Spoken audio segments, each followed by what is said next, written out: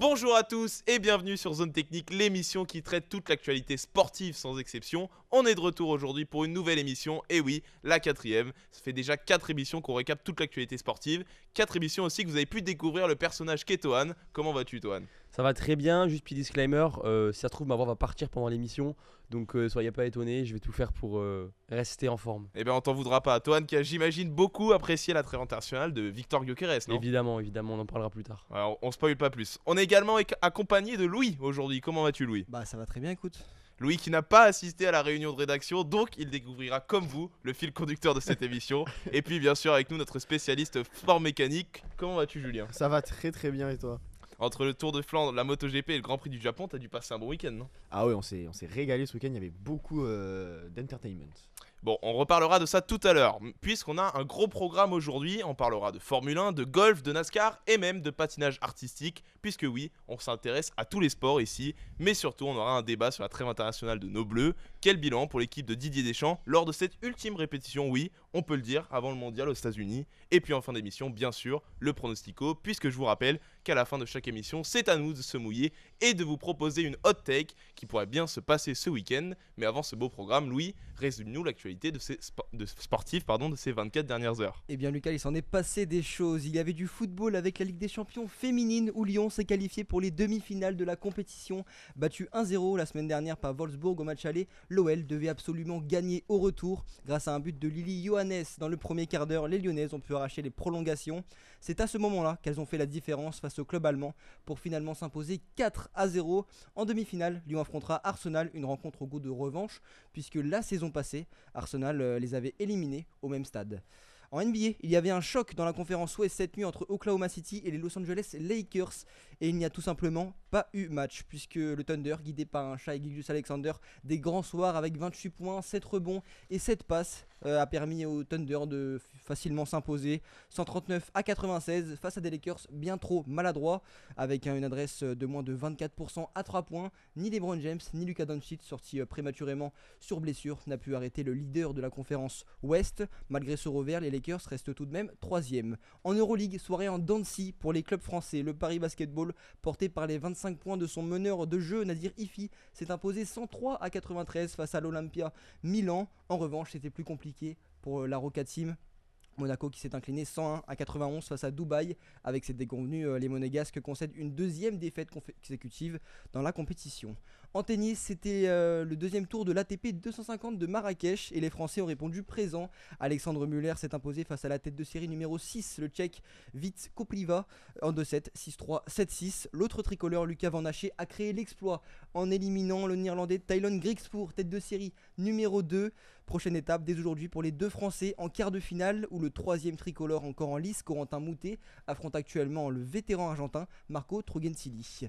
Pas la même raquette mais tout autant de réussite pour Alexis Lebrun qui sera au rendez-vous des quarts de finale de la Coupe du Monde de tennis de table. Le Montpellierin s'est imposé 4-7-1 dans un duel franco-français face à la sensation Thibaut Poré, 28e mondial, tombeur en phase de poule de l'Allemand Bénédicte Duda, 12e mondial. En quart de finale, Alexis Lebrun affrontera le vainqueur du match opposant le Brésilien Hugo Calderano et Shunsuke Togami.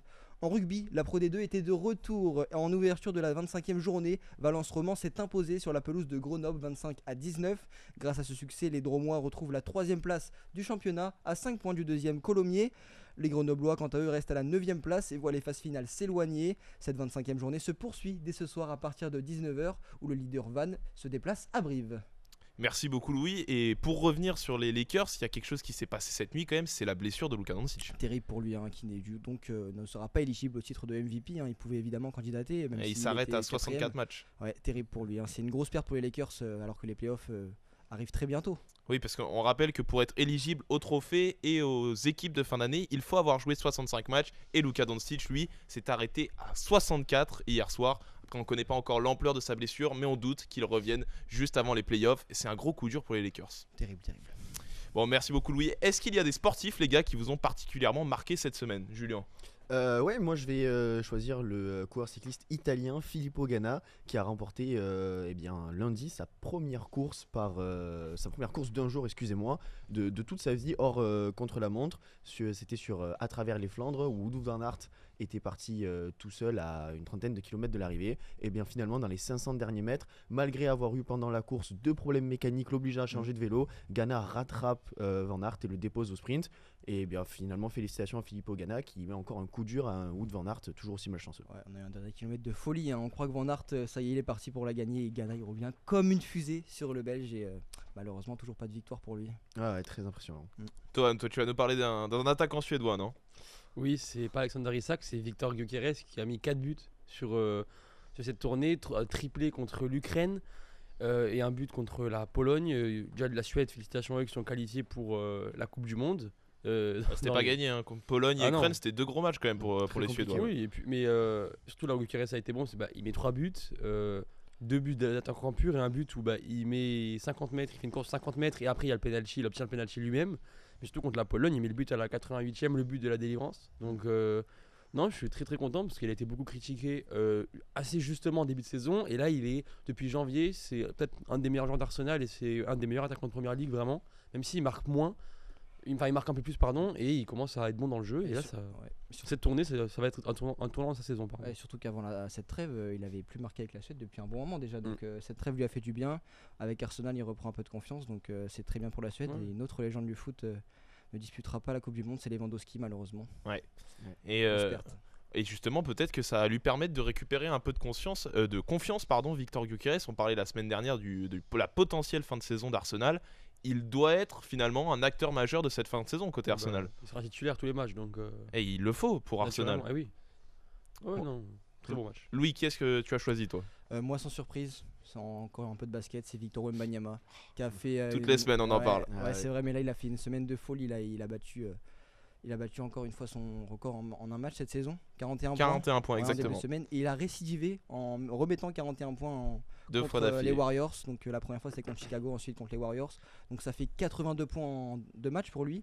Et donc la semaine dernière, il avait commencé sa campagne en disant qu'il était évidemment éligible à ce trophée. Donc, Candidat très sérieux au titre de MVP. Ouais. Donc à voir, mais en tout cas là il envoie un message clair à la ligue qu'il est présent. Ouais, Ouais, on et- va dire que j'ai pronostiqué peut-être une semaine trop tôt Ouais. les Ça aurait 40 pu points faire pour sans MVP. doute, ouais. Ouais. Il a fait un triple-double sur les 2 Non, matchs ou pas de triple-double. Mais il a fait un double-double très rapide Ouais. face aux Warriors. C'est devenu le 3e triple-double le plus rapide de l'histoire en Ouais. un petit peu plus de 8 minutes, je crois. Et encore une performance très solide. T'avais Et, un mot peut-être à ouais, dire sur Victor Wembanyama à noter qu'il sera quand même absent pour le prochain match des Spurs qui sera face aux Clippers. Non, Non, c'était c'était cette nuit et justement il C'était était cette absent, nuit, il voilà, était il était, préservé. euh, Et il faut faire quand même tout de même attention dans cette course au MVP justement. Il y a aux 65 Ouais, mais c'était de la matchs. gestion. Ouais, je pense que tout est Voilà, mais contrôlé. ça C'est de la reste, gestion parce que en back-to-back, les équipes prennent pas souvent des risques parce qu'on sait que là en cette fin de saison on s'approche des playoffs et les Spurs ont un coup à jouer, donc le management des Spurs n'a pas vraiment pris de risques et ils ont l'autre manager Ah, mais Victor mais cette faire nuit. attention tout de même parce que ça réduit Ouais, mais la surtout- marge pour Wembanyama. Oui, mais je Oui, pense c'est qu'il a vrai. encore 2 matchs de précaution, Il y a donc de je la pense marge. à moins qu'il se blesse, on lui espère pas, hein. Enfin on Ouais. va pas lui prêter Non, cette... on va pas lui porter l'œil, mais Voilà. là on parle de Wemby, mais il faut aussi parler de la saison des Spurs qui même sans lui gagne face aux Clippers qui ont quand même une bonne équipe, donc ouais ils sont un candidat très sérieux à la finale de conf déjà. Donc, Et un autre verra Français aussi qu'il faut tenir à féliciter cette Ousmane semaine, Dieng. c'est Ousmane Dieng. Il a fait un super match à 36 points et 10 passes décisives, pas loin du triple-double, à seulement 3 rebonds je crois. Et lui qu'on voyait un petit peu absent de cette équipe de Oklahoma, il a trouvé finalement un petit peu son rôle du C'est côté vrai. de Milwaukee. Et depuis l'absence de Giannis, ça, c'est encore un autre sujet, mais on en parlera peut-être dans une autre émission. De mon côté, j'ai choisi Pierre Gasly parce qu'il a encore fini 7ème ce week-end à Suzuka. Et c'est la 3e fois qu'il finit dans les points sur les 3 premiers Grands Prix. Clairement, il est en train de retrouver son niveau de chez AlphaTauri et ça fait plaisir parce qu'il faut dire qu'il n'avait pas été aidé par la Alpine ces dernières saisons. Et Non, pas du tout. Non. et on voit que c'est finalement, si on le sépare des grosses écuries, c'est certainement lui le meilleur pilote de la grille. Non, ouais, c'est très bien. Il arrive à très bien se débrouiller avec cette voiture. Alpine bénéficie du moteur Mercedes cette année. Ils ont réussi à bien l'exploiter. Et Pierre Gasly arrive à très bien exploiter le reste de la voiture par rapport à son coéquipier Colapinto qui est toujours en difficulté dans ce début de saison. Donc non, on peut tirer notre chapeau à Pierre Gasly qui arrive à défendre sur des gars comme Max Verstappen. C'est vraiment très très fort ce qu'il il finit propose. juste devant Verstappen sur Ouais. le Grand Prix. Donc, Ouais. Et il a bien très belle tenu, hein. course. Il a bien tenu Il a face à très, Verstappen. très bien tenu il a face à tenu. Verstappen. Et il faut dire aussi qu'en qualification, il est très très bon. Ouais, en qualification, il arrive à très bien pousser cette voiture. Bon, encore malheureusement, ça reste le problème des qualifications cette année, mais le moteur Mercedes l'aide quand même beaucoup dans la ligne droite comparé aux autres. Mais voilà, et certes, il y a le moteur, mais il faut arriver à tenir Max Verstappen après derrière sur une course. C'est pas donné à tout le monde. Donc, non, on peut vraiment tirer notre chapeau à Pierre Gasly. Et puis on rappelle que la qualification c'est un moment très important si on veut marquer des points le week-end. Ah oui, bien vrai. sûr. Ça détermine votre place de départ sur la grille pour le lendemain pour le Grand Prix. Et si forcément vous partez au fin, la remontée sera très très très difficile. Puis il y a aussi les qualifs pour la course sprint des fois. Donc, C'est faut ça, être ouais. bon Oui. sur Là, toutes on les était sur un qualifs. week-end. Oui, mais la celui-là. qualif course sprint n'est pas la même que la qualif course. Non, Global, il y a quelques- deux qualifs à il y a chaque fois. quelques Oui, oui. changements, ouais. Bon, on va commencer cette émission justement avec un sport qu'on apprécie particulièrement, Julien, c'est la Formule 1, on venait juste d'en parler. Ce week-end, c'était le Grand Prix du Japon et c'est Kimi Antonelli qui l'a emporté, devenant ainsi le plus jeune pilote à prendre la tête du championnat. Mais ce qui a surtout fait parler, Julien, c'est le crash d'Oli Bierman. Et oui, c'est ça, ce week-end, la victoire de Kimi Antonelli, comme tu l'as dit, a résonné sur le circuit de Suzuka. Il devient le plus jeune pilote à prendre la tête du championnat du monde. Mais il y a un autre événement qui a beaucoup fait parler, qui a même un peu trop fait parler, c'est le très violent crash d'Oliver Bierman en milieu de course. L'action se déroule au 22e tour, quand dans le deuxième secteur du circuit, le pilote de la Haas revient sur Colapinto dans la ligne droite juste avant le 13e virage de Spoon. L'Alpine ralentit tôt avant le virage, Bierman arrive pied au plancher, créant un énorme gap de vitesse. Colapinto se décale légèrement sur la piste, ce qui oblige Oliver Bierman à se décaler également. Mais avec l'écart de vitesse de 50 km/h, Bierman se retrouve dans l'herbe, perd le contrôle de sa monoplace et percute le mur à haute vitesse. Le choc est de 50 G, le pilote boite en sortant de sa monoplace et la FIA se retrouve face à ses responsabilités. Car au-delà du léger décalage de Colapinto, elle est la principale fautive dans cette action. Ce décalage l'année dernière n'aurait posé aucun problème, car Colapinto laisse suffisamment de place à gauche et à droite, c'est le différentiel de vitesse qui pose problème ici. C'est ce qui rend même l'accident inévitable. Et ce différentiel est dû à la nouvelle réglementation et à son déploiement d'énergie. Colapinto est en récupération d'énergie, quand Bierman est en fort déploiement d'énergie dans la même ligne droite. Et on peut encore s'estimer heureux que cela se passe à Suzuka et que Bierman s'en sorte avec seulement quelques contusions au genou.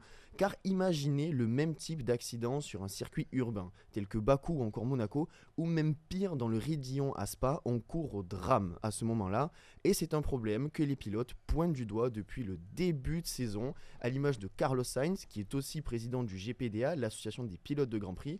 Il a d'ailleurs pris la parole à la fin de la course en disant, je cite, c'est ce qui arrive quand on écoute uniquement les équipes. Il n'y a aucune catégorie au monde où l'on retrouve ce genre de vitesse d'approche parce que c'est dans ces moments-là que de gros accidents peuvent se produire.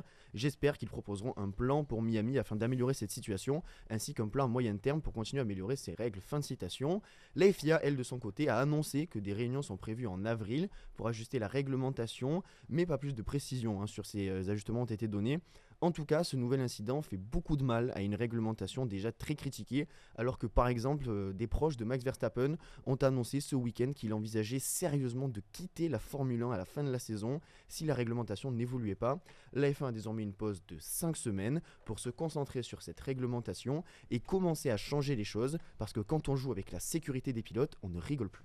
Et la réglementation qui faisait déjà beaucoup débat au début de saison, on se rappelle, c'était un peu le débat de l'intersaison et ça l'est encore aujourd'hui. Il y a des choses qui pourraient changer d'ici la mi-saison. C'est ça l'est encore aujourd'hui. On avait déjà eu quelques petits ajustements là en début de week-end à Suzuka sur la qualification, sur les réglages d'énergie, mais pour l'instant c'est des changements qui étaient faits seulement pour, on va dire, donner un peu plus de spectacle. Et là, on commence à vraiment jouer avec la sécurité des pilotes. Comme je l'ai dit, on a de la chance, ça arrive ici à Suzuka. Quand il y a le crash, il y a énormément de place de dégagement, donc la voiture peut perdre de la vitesse.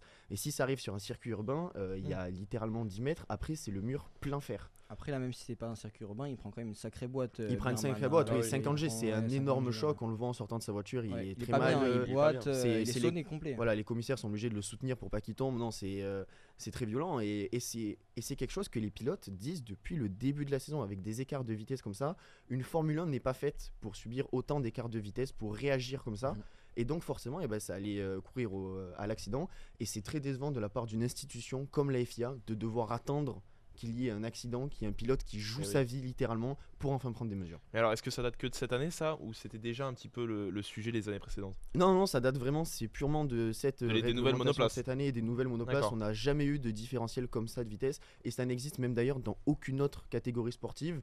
On le voit en endurance, mais parce qu'il y a différentes catégories de voitures qui roulent sur ça et les voitures sont faites pour justement subir ces écarts de vitesse, avoir le temps de se décaler. Il y a plein de règles qui sont mises en place. La F1, elle, n'a jamais été préparée pour ça. Est-ce que les gars, vous retenez autre chose quand même de ce Grand Prix, ce crash qui était, on l'a vu à la télé, c'était vraiment Spectaculaire. très Enfin, spectaculaire. Pas du spectacle, mais. Non mais Ouais. On se comprend. il aurait pu se passer effectivement quelque chose Ouais, de plus grave. terrible. De manière plus positive, il y a quelque chose dont vous retenez de ce Grand Prix? Bah, la victoire de Ah, Kimi quand même. Antonelli quand même, Ah oui, qui forcément. avec un deuxième succès consécutif enchaîne, qui était rookie l'année dernière et là cette année il confirme. On pensait que George Russell cette année c'était pour lui et il y a son coéquipier Antonelli qui arrive et qui est là aussi et qui lui dit qu'il est pas loin et qui lui aussi veut jouer le titre. Clairement, il sème le doute, Kimi Ouais. On Antonelli. s'était moqué de toi au début en disant que Anthony ne sera pas champion. Alors, je pense toujours pas qu'il sera champion. Ouais, on Oui, est la quand même très tôt saison dans est très longue. hein. Voilà. La saison est très longue, La mais saison vient de démarrer. il Mais en reste tout une cas, vingtaine de Grands Prix. c'est pas tant une dinguerie de dire ça, même si je pense pas que ça reste le cas et qu'il soit champion. C'est moins déconnant qu'au début, la première émission, quand Oui. tu disais il sera champion. Et puis il faut aussi dire que là sur ce Grand Prix là il a été aidé par l'intervention de la voiture de sécurité. il a eu un peu de justement, chance, effectivement. sur il le est- crash plutôt de bien, ouais. Birman qui l'a aidé parce qu'il fait un départ juste catastrophique, il passe de la première place à la 6ème.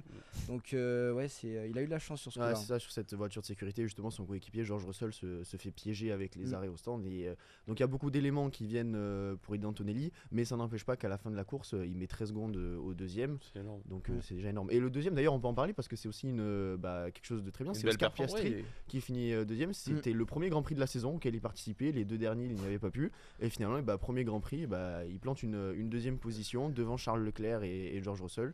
Donc c'est très très bien. Les McLaren qui ont enfin compris comment marcher ce moteur Mercedes et qui arrive à bien l'exploiter parce que Norris fait aussi 5ème. Ouais. Donc faut faire attention aux McLaren parce que ça y est, maintenant elles Ouais. sont dans la lutte avec Ferrari et Mercedes pour aller chercher des victoires. C'est quand même dingue de voir la différence d'une monoplace entre deux saisons. Quand on voit que l'an dernier, la Ouais. McLaren, c'était clairement la meilleure voiture sur le plateau. Et là, cette année, ils sont un petit peu plus en difficulté. Tu viens de le dire, ils sont en train de revenir. Et il faudra se méfier des McLaren parce qu'il y a le champion en titre dans leur rang et le troisième aussi.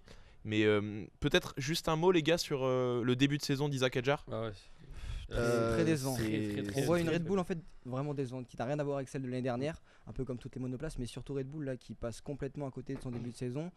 Isaac Hadjar qui était venu qui avait de grandes ambitions en venant chez Red Bull, et bien là il voit ses ambitions bien réduites dès cette année et je pense qu'il l'a déjà bien compris ça. Ouais, après, je pense qu'on peut pas blâmer Isaac Hadjar parce Non, que c'est pas au Oui, final, exactement. voilà, oui, c'est- c'est si une la question voiture de n'est pas place. bonne, Voilà. quand tu vois que Max Verstappen, Ouais, qui huitième, l'année c'est dernière chaud. se battait pour être champion du monde, n'arrive pas à faire mieux que la 8ème place. Voilà, il a pas de chance, Hadjar, il doit composer avec ça. Et je trouve qu'il fait quand même le job pour Red Bull parce que quand Verstappen n'est pas là, par exemple sur le premier Grand Prix à Melbourne où il doit abandonner, derrière Hadjar il fait la course qu'il faut pour Red Bull, il va chercher quelques points. Donc voilà, il assume son rôle, il arrive à l'user, mais malheureusement pour lui, il n'y a pas la monoplace. Après, voilà, là on a l'avantage d'avoir une pause de 1 mois. Pendant 1 mois, les équipes vont arriver sur le prochain Grand Prix avec énormément d'améliorations à Miami. Donc on aura à mon avis beaucoup de basculements D'indices, dans la hiérarchie. Je pense même il est possible que Mercedes se fasse rattraper par Ferrari, que McLaren passe devant Ferrari. À mon avis, 1 mois, il y a le temps pour qu'il y ait beaucoup de changements à Miami. Et puis on parlait tout à l'heure des qualifications. Isaac Hadjar finit à chaque fois devant Max Verstappen durant Ouais. les séances de qualification. Il faut dire que c'est beaucoup une question de voiture, puisqu'on voit Isaac qui performe en qualification. C'est plus compliqué en course, mais c'est clairement aussi de la faute de la voiture. Ouais, c'est clairement de la faute de la voiture et il finit devant Verstappen parce que c'est aussi une voiture qui correspond pas à Verstappen. C'est un pilote agressif, d'attaque. Il a besoin de se donner à fond dans les virages sur le circuit pour aller chercher des bons tours. Et ces voitures-là ne permettent pas de piloter à 100% parce que il faut tout le temps gérer. Donc c'est compliqué. Et Verstappen, il a déjà montré que ça l'embêtait parce qu'il est parti le week-end dernier. Il était sur le Nürburgring en catégorie GT3 pour aller faire des courses dans des Porsche. Donc voilà. Puis on sait que la Red Bull est un petit peu plus favorisée aussi pour Max Verstappen. Ouais, voilà, mais là, du coup, cette année, il y a eu tout un changement de hiérarchie aussi chez Red Bull. Là, on avait Christian Horner qui était à la tête depuis des années. Maintenant, c'est Laurent Mekies. Voilà, c'est Le français qui est une passé de C'est Racing ça, ouais. Bulls Ouais. à Red Bull. Voilà, Une donc, belle progression. Donc, je pense qu'il y a pas mal de choses qui ont changé sur ça. Il n'y a plus Helmut Marko aussi qui est dans les rangs. Donc, je pense qu'au niveau de ça, les choses ont changé. Ils sont à peu près sur un pied d'égalité. Même si, forcément, en termes de consigne d'équipe, etc., ce sera toujours Verstappen qui sera favorisé. D'accord. Mais non, je trouve que ça c'est plutôt bien équilibré du côté Il de faut Red Bull. parler aussi de Ouais, de Ferrari la et course, Charles Leclerc. Ouais, la Qui course. fait une Ouais. super course. Qui qui fait font un troisième, très bon début de saison. au Ferrari. Japon, mais malheureusement ils sont encore deuxième au classement constructeur pour l'instant. Il y a toujours une écurie ou deux qui sont devant eux. Donc, C'est un peu les Arsenal de la Formule 1. voilà. Mais cette année Arsenal va gagner alors que Ferrari, l'équipe de Fred Vasseur, là, Ferrari, c'est pas ça, hein. Ça va être très compliqué, compliqué, ouais. là. Très compliqué. Là, tu Quand vois, tu cette vois course, c'est la les Ferrari grands qui ont Mercedes. chuté. C'est George Russell qui s'est raté, Lando Norris, Lewis Hamilton, Max Verstappen. je veux dire là c'est symptomatique de. Enfin là c'est pas mal de grands qui ont chuté sur le. Enfin qui sont ratés sur le Grand Prix du Japon. Et c'est les jeunes un peu qui ont pris le pouvoir, à part Isaac Hadjar. Je pense pas que Russell se soit raté sur ce Non. Grand Prix-là. Ouais, je pense que Russell a pas eu de chance. Il faut pas- dire aurait que, pu le il mettre faut dire que la devant, Formule 1 est aussi un sport où il faut provoquer la chance et la voiture Oui. de sécurité a eu pas mal C'est de sûr. pilotes. Oui, Et c'est on un le- sport on aurait- très stratégique. Avant puis Fred- la course, Julien a dit c'est un tapin de dire Russell champion. Et au final, il est à 15 secondes du Antonelli qui est champion. Ouais, mais une nouvelle fois, c'est lui qui mène la course avant l'arrêt Oui, de cette oui, voiture de c'est sûr. sécurité. Ouais, Ouais, ça, et c'est sûr. puis Fred Vasseur à Miami pour la reprise a prévu de grandes améliorations du côté de Ferrari. Donc à voir, je suis curieux de voir ça en tout cas. Eh ben, on espère pour Ferrari en tout cas. Ouais. On va maintenant partir aux États-Unis pour parler d'une icône du basketball, 6 fois champion NBA, qui est en train d'emmener un autre sport US dans une nouvelle dimension, Louis. Eh bien oui, après avoir révolutionné la NBA, Michael Jordan a quitté les parquets américains pour les circuits de la NASCAR, la plus grande compétition automobile des États-Unis, celle qui a inspiré le film d'animation Cars. Vous savez, la fameuse réplique tourner à droite pour aller à gauche. Eh bien, c'est un peu ce qu'a fait Michael Jordan pour passer de la balle orange au volant de NASCAR, car son implication dans la NASCAR est bien réelle. Non pas en tant que pilote, mais comme propriétaire. En 2020, il a fondé sa propre écurie, 2311.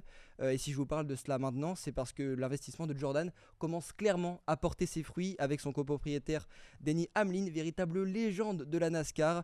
Il se positionne désormais parmi les meilleurs du circuit. Les résultats parlent d'eux-mêmes. Leur pilote Tyler Reddick a déjà remporté 4 courses cette saison, dont 3 consécutives en début d'année. En seulement quelques départs, 2311 Racing s'est installé en tête du classement de la Cup Series 2026, c'est-à-dire la Coupe NASCAR. Dernière victoire en date, la course de Darlington en Caroline du Sud le 22 mars, mais l'impact de Jordan va bien au-delà de la piste. En 2024, il s'attaque directement à l'organisation du NASCAR avec une action en justice. Résultat, un accord historique signé en 2025, offrant aux équipes des licences permanentes, plus de sécurité financière et une place garantie en course. Un véritable tournant que Jordan lui-même a qualifié de game changer. Et même s'il reconnaît récemment dans une interview accordée à CBS de ne pas avoir le talent pour piloter une voiture de NASCAR, ça n'enlève rien à la passion qu'il a pour ce sport qu'il dit suivre depuis un long moment déjà. Pour Jordan et ses pilotes, le prochain rendez-vous, ça sera le 12 avril prochain à Bristol dans le Tennessee, où la 2311 espère une nouvelle fois passer le drapeau à damier en tête. Alors, on espère pour lui que ça se passera un peu mieux que du côté des Charlotte Hornets, où on rappelle que c'était un fiasco en termes de résultats sportifs. On sait que Jordan, c'est la culture de la gagne, et on espère que ça le fera pour son équipe de NASCAR. Ouais. Cette semaine, c'était aussi le dernier rassemblement pour toutes les sélections nationales jusqu'à la Coupe du Monde. Vous le savez, aux États-Unis en juin. On va bien sûr d'abord se pencher sur la trêve internationale de nos Bleus, mais ne vous inquiétez pas, on parlera aussi des derniers qualifiés pour la Coupe du Monde et bien sûr de l'Italie, une nouvelle fois éliminée aux portes de la Coupe du Monde. Ce sera avec toi, Julien. Mais avant ça, les gars, qu'est-ce que vous retenez de ce rassemblement côté français ? Principalement du positif, personnellement. Honnêtement. Du positif. Ah, du positif, Ok. Vraiment. Dans le jeu, je le disais il y a la semaine dernière, ou il y a 2 semaines, je sais plus, je voulais voir du beau jeu, je voulais voir une équipe qui mettait la créativité, et là je l'ai vu très clairement, le milieu, l'attaque, il y avait une connexion qui était vraiment, c'est ce que je voulais. J'ai adoré Malo Gusto sur le côté pour l'aspect offensif.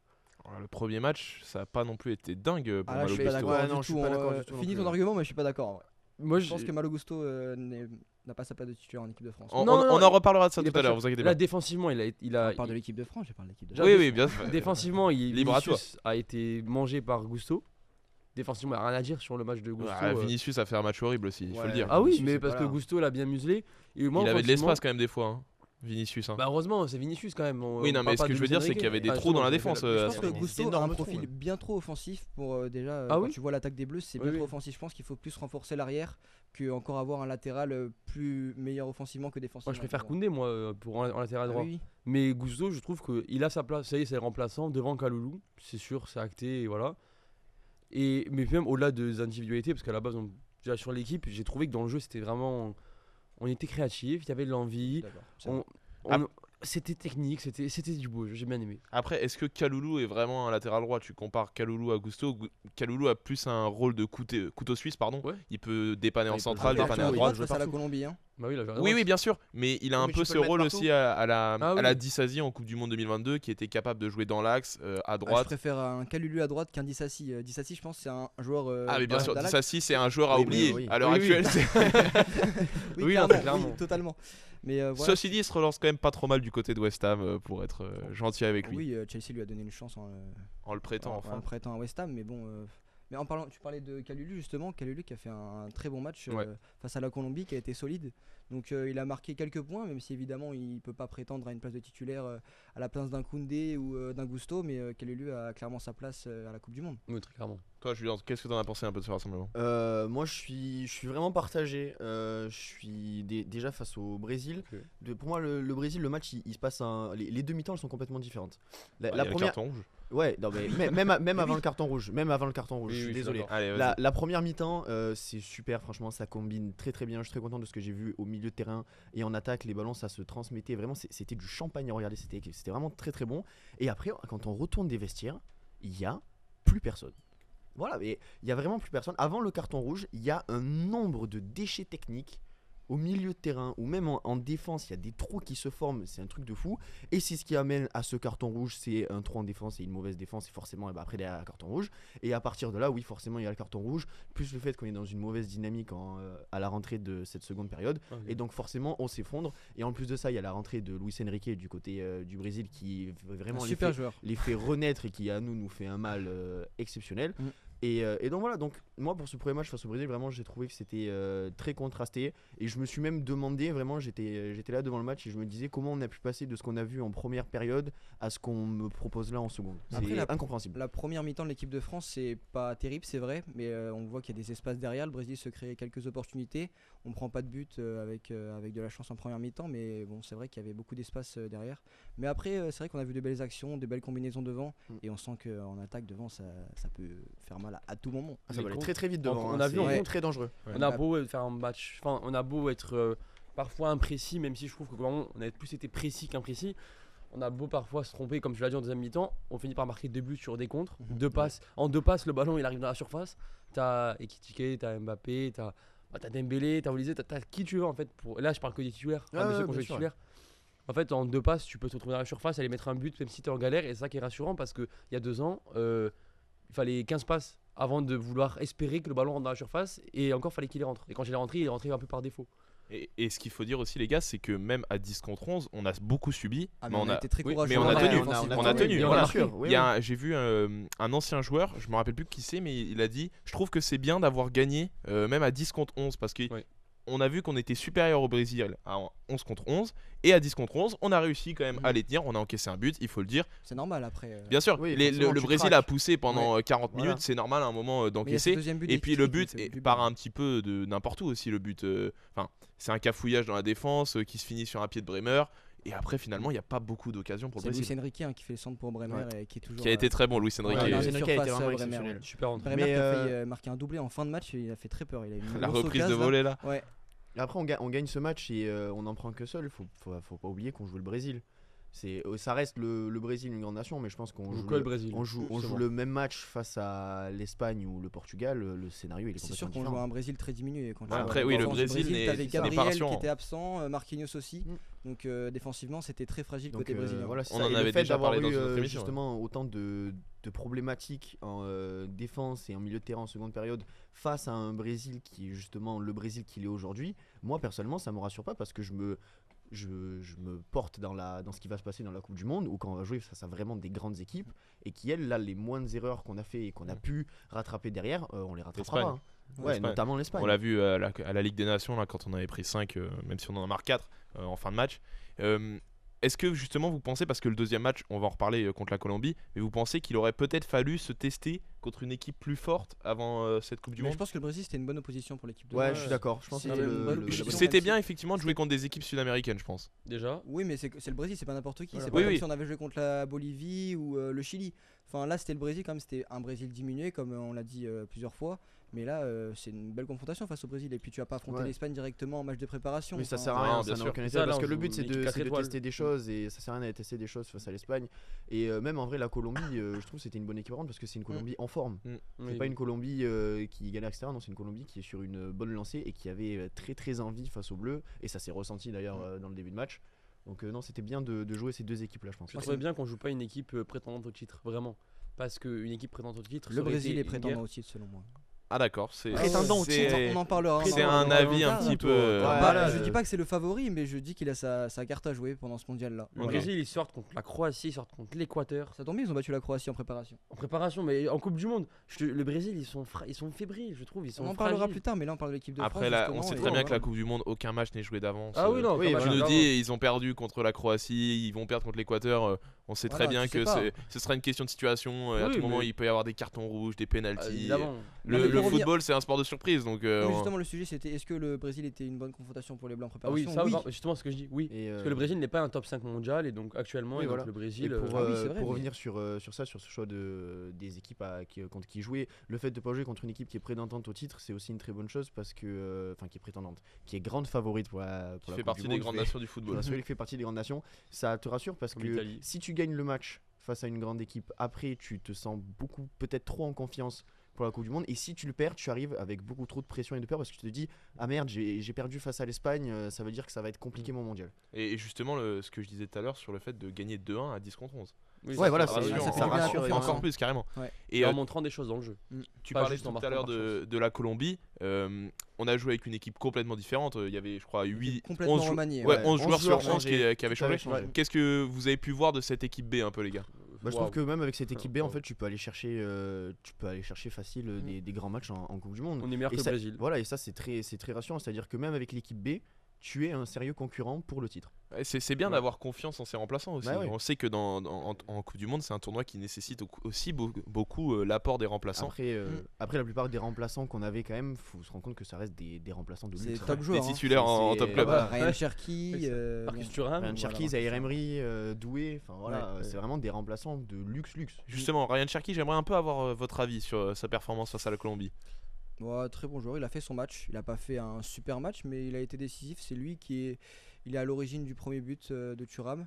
Donc oui, il a fait du bien, Cherki, je pense. Ah, mais à cette équipe. il y a beaucoup de déchets aussi, on a critiqué ça. Ouais, Cherki, parce c'est un que super Les joueur. déchets, mais de toute façon, Cherki c'est un joueur spectacle, on le sait, mais avec l'équipe de France, je pense qu'il a été juste. Il a pas tenté des coups du foulard ouais. comme il a pu le faire avec City, où ça lui a fait plus ou moins de réussite. Mais oui, là, je pense qu'il a marqué des points encore une fois. Mais il n'y a pas grand monde qui a perdu des points, mis à part peut-être les latéraux qui ont joué face au Brésil, Lucas Hernandez notamment, qui moi m'a inquiété beaucoup. Je Oui. préfère Bon, après, il avoir nous a Oui, sauvé oui. quand même sur un but. Après, il nous a jamais rassuré. Hein. S'il est pas là. Et justement, Effectivement. qui est-ce qui a Mais gagné sur des Ce ce points centre sur qui le- traîne moi, dans la surface, heureusement qu'il est là. Quoi. Oui, mais sur l'ensemble du match, il mais m'a sur fait l'ensemble du très match, peur. je suis d'accord, mais sur certains Théo moments. Hernandez, pardon, pas Lucas Hernandez. Ouais, je Théo, confonds, mais je sur confonds les certains- frères. Ah oui, oui. parce que le Sur Lucas certains, Hernandez, ouais, Oui, très bon, très bon. Sur certains il fait pas un match de fou non plus, mais sur certains moments décisifs où il faut être présent, il a le mérite d'être là quand même.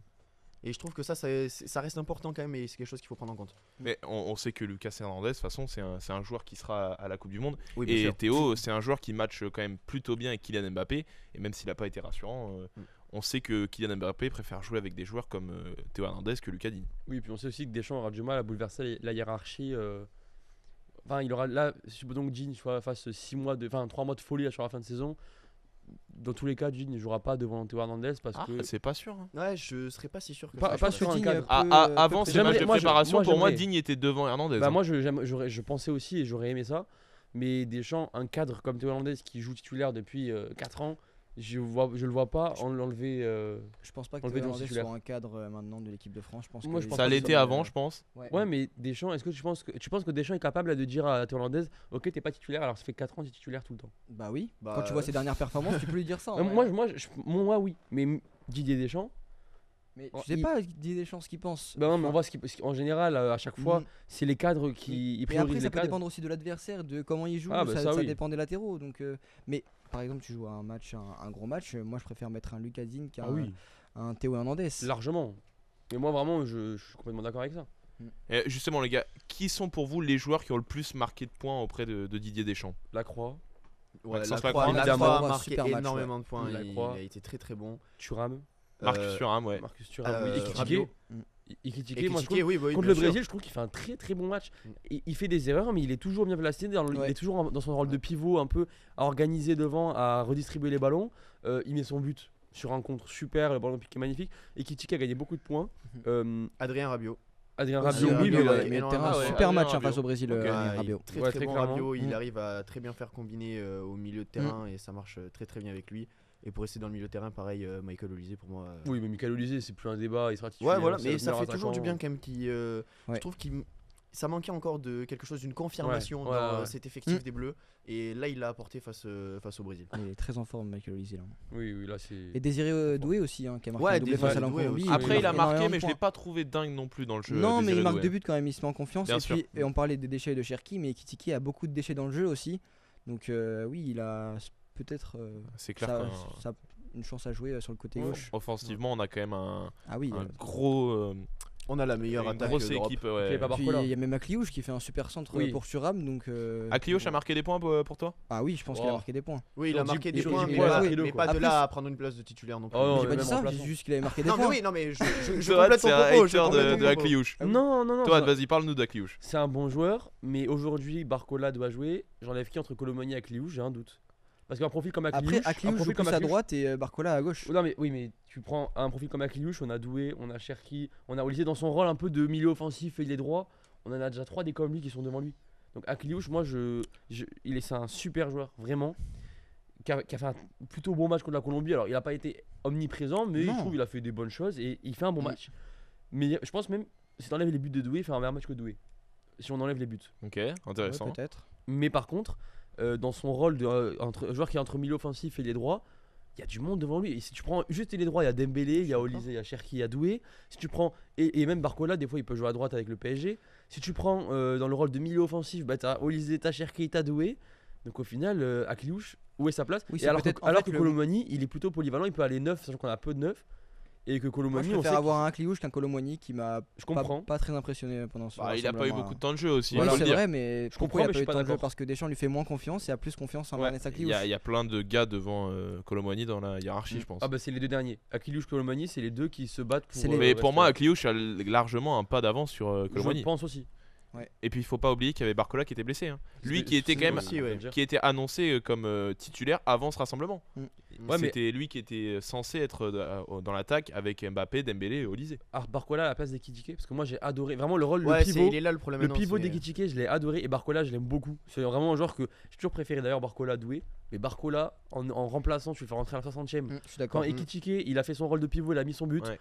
Moi je préfère Barcola remplaçant et Ekitike titulaire. Ouais, malheureusement pour Mbappé, pour ouais, Barcola, Dembélé, le Je fait suis d'accord avec toi sur le fait que Ekitike a marqué beaucoup de points quand même parce que c'est un gars qui plante pas mal de buts et là dans cette composition un petit peu étrange qu'on avait vu contre le Brésil, il y avait Dembélé et Mbappé qui étaient censés démarrer en pointe et Ekitike sur le côté gauche. On se demandait comment ça allait se passer pour Hugo Ekitike et finalement il est encore là. hein.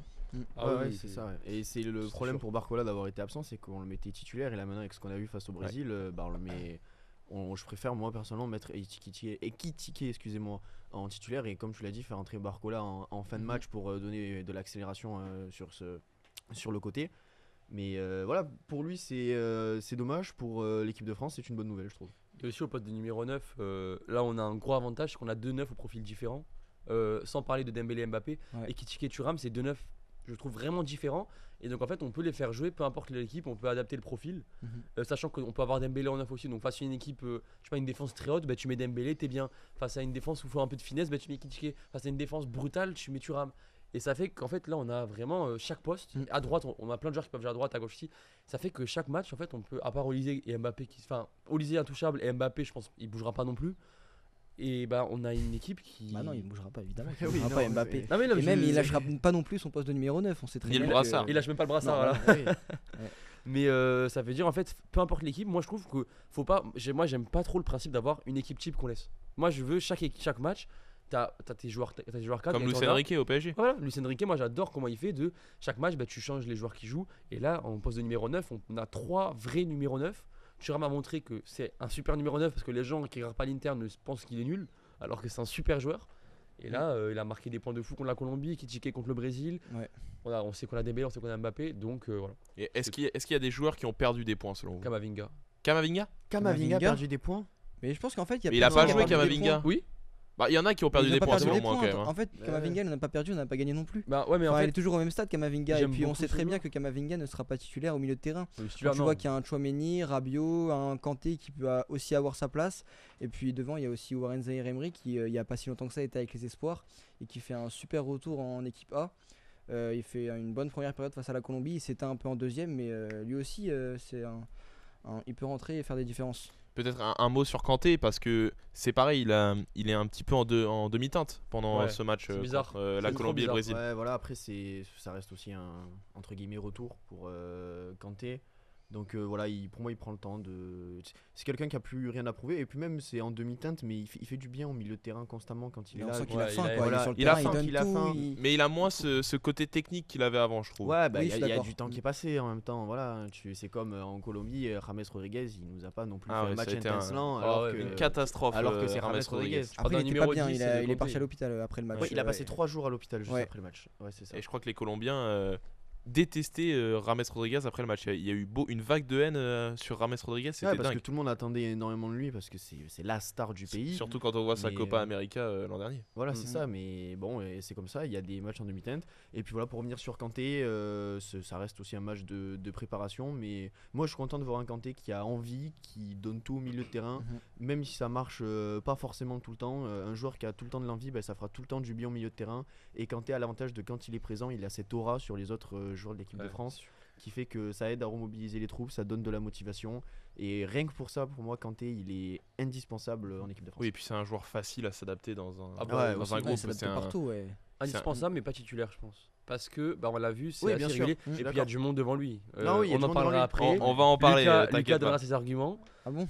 Mais Kanté, j'ai du mal à voir Kanté titulaire parce que je l'adore ce joueur. Tout le monde l'adore, de toute façon, c'est Tu peux pas indiscutable. détester un N'Golo Voilà, Kanté, tout le monde l'aime profondément, mais bah, on le voit en fait, il est plus dans ses plus belles années, ce qui est logique. Et devant lui, tu as quand même Rabiot et Koné qui n'a pas joué. Je sais pas s'il a gagné des points ou perdu parce que Rabiot est quand même un cadre à la base. Et je pense que le débat il réside entre Rabiot et Koné pour le poste de milieu avec Chouameni. Et Kanté, en fait, c'est bizarre, mais j'ai envie de dire presque, il a fait un très bon match, mais il a presque perdu des points parce qu'on voit qu'avec l'âge, c'est plus le même qu'avant. Alors qu'avant, on se disait peut-être qu'il peut être pareil, non? Il est un peu, il fait un super action, après il va perdre un ballon bête.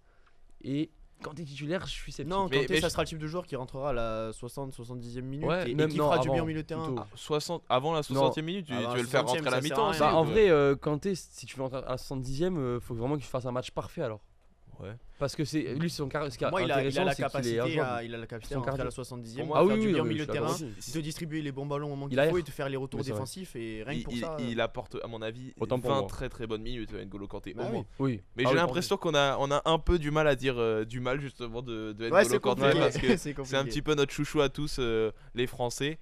Et ce qui a fait parler les gars pendant cette trêve, c'est le potentiel de talent de notre équipe de France, on le disait. Ouais. Et aux États-Unis, on disait même qu'on pouvait gagner la Coupe du Monde avec notre équipe B. Et on le sait, Didier Deschamps va devoir faire des choix. C'est ce que je vous propose, c'est de lui donner un coup de main en essayant de dresser un 11 titulaire pour la Coupe du Monde. Et la première question, les gars, est-ce que vous conservez le 4-2-3-1 de cette trêve internationale ou vous repartez sur un système plus classique comme le 4-3-3? Moi, j'ai bien aimé le 4-2-3. Ouais. Moi je le conserve, je pense que Didier Deschamps a enfin trouvé la bonne formule pour faire évoluer au maximum ce potentiel. Les ailiers un peu l'équipe plus de bas, France. c'est. Ouais, c'est ça. Mais est-ce que C'est c'est vraiment pas bien. trop offensif justement? Non, Non, parce que jamais si, trop justement, offensif. si tu mets des latéraux plus défensifs, comme Lucas Digne ou un, je sais pas, un Kalulu ou un Koundé, bah là ça peut être pas mal et tu peux justement avoir cette offensive là devant. Parce Parce que qu'avec un 4-3-3 et les joueurs qui, là, Didier Deschamps, ça pouvait pas marcher parce qu'il y a trop de joueurs qui sont titulaires à jouer sur le même poste. Et là, ce 4-2-3-1, ben, ça lui donne vraiment une plus grande homogénéité et plus de possibilités pour aller créer une bonne composition. Et comme l'a dit Louis, en vrai, défensivement, si tes deux latéraux, tu mets des joueurs plus défensifs comme Lucas Digne, bah, ouais, pour moi, c'est vraiment la recette parfaite pour l'équipe de France actuellement. après, on sait qu'on a des attaquants qui défendent peu. Bon, il y a Dembélé, on l'a vu pressing avec le Paris Saint-Germain. Mais hier, c'était Kylian Mbappé qui s'exprimait justement sur ce sujet dans The Bridge. le podcast d'Aurélien Ouais. Tchouaméni qui Mm. disait que effectivement il reconnaissait qu'il n'aimait pas beaucoup défendre, Oh bah, mais c'est pas un secret. Hein, Ouais, on s'en était rendu c'était compte. pas une surprise effectivement. Et 10 ans qu'on le sait. Bon, on garde du coup ce 4 dans le 3-1 et je vous Ouais. explique les gars, on va choisir à chaque poste le potentiel titulaire, je vais vous donner les joueurs qui pourraient démarrer et vous allez me donner votre choix et puis si vous n'êtes pas d'accord, on fait à la pondération. Louis fait le surpris énormément. Il Ouais, fait que parce qu'il hausser y a- les sourcils non, et mais, tout. non, Ouais. mais je Alors que parce pourtant, qu'au moins on en il y, a a parlé. un poste où on peut même pas débattre. Enfin, Oui, bah poste bien de, sûr. de portier. Ah bah on Voilà, va commencer voilà. justement avec les Bah gardiens ouais, de non, but. mais autant passer Ce qui directement sera à la sans défense. surprise je pense, Mike Maignan, Brice Samba ou Lucas Chevalier, vous prenez Mike Maignan j'imagine. Bah non, Lucas Chevalier, bien sûr. D'accord, ok. Non, bien sûr, Mike Maignan, voilà, il est en place, personne ne peut Je le maintiens déloger, Benjamin Lecomte. il y a absolument rien à dire. Toi et Louis, un petit mot sur Mike Complètement Maignan. d'accord, rien à Bah dire, oui. rien à ajouter en vrai. Mike Maignan, Maignan, point. indiscutable. C'est le Tu portier peux numéro envoyer un. la suite. Et en plus, il est très bon sur penalty. Allez, Mike Maignan, c'est noté. On arrive peut-être déjà au premier dilemme, mais vous y avez déjà un peu répondu tout à l'heure. Est-ce que vous titularisez plutôt Jules Koundé ou Malo Gusto? Ouais, Jules Koundé hein, pour apporter un meilleur apport défensif. Je pense que Malo Gusto. Malo Gusto, c'est le genre de latéral qui est bien à faire rentrer justement en cours de match. Si t'es un petit peu en galère devant, bon, ce qui risque très peu d'arriver, je pense, avec cette équipe, mais ça permet Ouais. de rajouter, de dynamiser Non, un ouais, petit il a peu un cet impact. avant. Et je pense qu'il est intéressant dans ce type-là, mais sinon en titularisation, forcément Jules Koundé pour sécuriser l'arrière. Koundé largement, ouais, Oui. je suis d'accord avec Julien. Alors largement, je trouve que t'es un peu dur avec Gusto. Il faut dire que Koundé fait pas une super C'est saison. ça. voir Il fait pas ça. une super saison, mais. Il y a un an, il n'y a pas débat. Aujourd'hui, le débat est entendable. Pour moi, je mets Koundé toujours. Mais le débat est entendable parce que Koundé, il est pas non plus dans la saison de sa vie. Après, il est Après, pas dans la saison de sa vie, mais quand tu vois les performances de Gusto, justement. Ouais, il voilà, Gusto pas fait une super rassuré. saison avec Il Chelsea. fait une T'as super besoin de- saison t'as avec vraiment Chelsea, besoin de avec cet l'équipe apport France, des- je cet pense apport pas défensif. que- Avec l'équipe de France, c'est Il sûr. t'a c'est rassuré différent. défensivement, Ah, Gusto non, bah oui. Non, Pas comme Koundé, mais je Je trouve pense que qu'on n'a Gusto pas vu fait les un mêmes bon matchs, match. mais. Koundé fait un bon match. après Gusto, pardon. ce serait un peu moche peut-être pour Jules Koundé d'être sorti Ah oui, de ce oui, 11 je suis quand on d'accord. voit l'Euro 2024. C'était peut-être la grande satisfaction de cet Euro. C'est vrai. Ce serait un Bien peu sûr. moche, je trouve, Ah oui, de le sortir. pas de Allez, débat. on Koundé passe en latéralement. charnière, les gars. On a sélectionné Jules Koundé. En charnière, il y a du choix. William Saliba, Dayot Upamecano, Ibrahima Konaté, Lucas Hernandez ou même Maxence Lacroix qui a marqué des points clairement aux yeux de Deschamps. Qui est-ce que vous titularisez, les gars? Moi, je mets Saliba et Upamecano. ouais, je suis Charnière, totalement d'accord avec lui. D'accord. On privilégie la sécurité parce que Ibrahima Konaté peut prétendre à cette place Oh, il serait en légitime. charnière. Il serait légitime, mais il m'a pas du tout rassuré contre le Brésil. Ouais, J'ai- moi non plus. à chaque fois qu'il touchait la balle, je tremblais un peu. Donc Mm. ouais, à voir. Mais Moi, défensivement, justement. c'est pas du tout rassurant. Je préfère avoir un Saliba qui a été blessé pour ce rassemblement malheureusement, donc on n'a pas pu voir toutes ses qualités. Ou Upamecano qui prend un rouge face au Brésil, mais est-ce que pour lui en vouloir, je pense pas. Donc oui, je garde cette charnière Upamecano Saliba. Pour la Juste Coupe du Monde. petite parenthèse sur Saliba qui du coup retourné avec Arsenal. Il y a 11 blessés à Arsenal, 11 joueurs qui sont blessés pendant la trêve et Arteta a été élu il y a une demi-heure entraîneur du mois de mars en première ligue. D'accord. Voilà, c'est tout. Bon, après, on va quand même rester sur l'équipe de c'est France. aparté, non, c'est un petit aparté. Et après Oui, pour oui. revenir, Saliba ou Upamecano, oui. Mais moi j'ai une opinion Vas-y. assez un peu voilà, c'est un peu une note Allez, tech. vas-y. Selon moi, Ok. Lacroix et devant Ibrahima Konaté. Non, non. Il est meilleur. Non, il est pas devant. C'est les pas autres. parce qu'il a fait Non, un bon alors, match non, contre la mais Colombie qu'il est Il a meilleur. été meilleur C'est pour ce ça. rassemblement-là. Lacroix- D'accord. Mais Lacroix les gars, ils existait ont tous avant les la deux joué Colombie. un match. Lacroix, il a joué un Je parle match. pas de la France, je parle pas que de la France. Lacroix, cette saison, il est mais tellement meilleur que Konaté. Oui, mais Konaté est plus une valeur sûre que Lacroix. Oui, non, mais- Lacroix, quand mais il dans jouait tous à les cas- Wolfsburg, les gars, Lacroix, c'était un match sur deux. Mais Il y après, avait- là, on il est est- pas il est Wolfsburg, pas- Non, on mais est je sais, Wolfsburg, il a je pas sais, la mais non, mais merci. Mais Non, mais il y ça a a eu rien un à manque de voir. régularité. Avant, il avait cette Lacroix à Toulouse, étiquette. il était pas très Cette bon. hein. étiquette, cette étiquette de joueur FIFA où on voyait qu'il avait 90 de Oui. vitesse et Et il a plus l'étiquette maintenant, il a l'étiquette de super défenseur de première ligue. de et Crystal on Palace, va qui attendre un bientôt peu partir. avant de le titulariser en équipe de France. Mais Alors est-ce que non, voilà, est-ce que je dis titulaire titularisé, Non, moi non. je dis pas, je sais que Konaté sera devant et que Konaté et même Lucas Hernandez sont devant. Après, si versus Deschamps Lacroix. veut faire une défense à 5, pourquoi pas rajouter Par Lacroix contre, ou non, bah, Konaté ouais, la mais vie bon. t'es fou quoi. Défense à C'est 5. pourquoi tu t'énerves, gros, il y a des Défense à arguments, 5. mais t'énerver. Mais défense à 5 mec, quelle équipe a gagné avec une défense à Je te 5 parle d'une possibilité. Mais quelle équipe a déjà gagné avec une défense à 5 Bah, il y a la Croatie qui allait Ouais. au moins Et jusqu'en voilà. finale avec une Ouais. défense à 5. Et ensuite Bah non, mais ça marche. Bah je oui, je- c'est je- quiz, une ça équipe- marche. je vais pas te citer toutes les équipes qui ont joué en défense à Défense- 5 sur une oui, Coupe oui. du Monde, mais Non, on mais sait que la Coupe la du Monde, il y a défense des à équipes 5, qui c'est- défendent tout le match et qui gagnent comme ça. Mais on l'a Euh, fait pendant l'Euro, on n'a pas gagné. Le Maroc On va en pas 2022, il joue à 3 défenseurs. Ouais, pas- Mais pas si cinq, on l'a fait pendant défense à l'Euro, cinq, Deschamps c'est peut le pas beau. refaire. C'est pas beau. J'espère pas. Mais ça, c'est ton goût, t'énerve pas. C'est- Il y a ce des serait- arguments. Ce serait pas Si notre tu jeu de t'énerves, jouer à il y a 3 des défenseurs. arguments, je Non, sais mais pas. Défense à 5, 3 Dis pas défenseurs. la en fait, défense à c'est- 5, j'aime pas. Je sais pas, il y a des arguments. Défense à 5, je dis, chaque équipe qui fait défense à 5, ça ne gagne pas. Il coffre derrière, il reste bloqué derrière. Et j'aime pas du tout le fait que ce soit une équipe, enfin, oui, voilà, l'équipe compacte comme ça. Sachant que l'équipe de France, on a des talents créatifs. On a des joueurs qui ont une qualité technique folle. avoir une défense à 5 derrière avec des joueurs coffrés, sachant qu'en plus en milieu on a Chouameni. Mais je parle qui- pas d'une mais défense à des 5 fois tout le long pour, du match. voilà. Tu peux avoir une défense Parce à que 5 en fin de match quand c'est t'es ça. quand Surtout tu quand mènes, tu quand mènes. t'es Ah, arrêté. ah oui, Comme en ok, alors 2000. oui, ça je suis Oui, d'accord. pas en titulaire, Bah oui. non. Ah, Comme, ok. comme en 2018 Alors oui, je suis face à la Belgique. Voilà, Oui, oui. tu mets ton On but et finit à après 5 tu contre bloques la derrière et Belgique. voilà. On finit à 5 contre la Belgique, je me rappelle. Ah, plus. ok.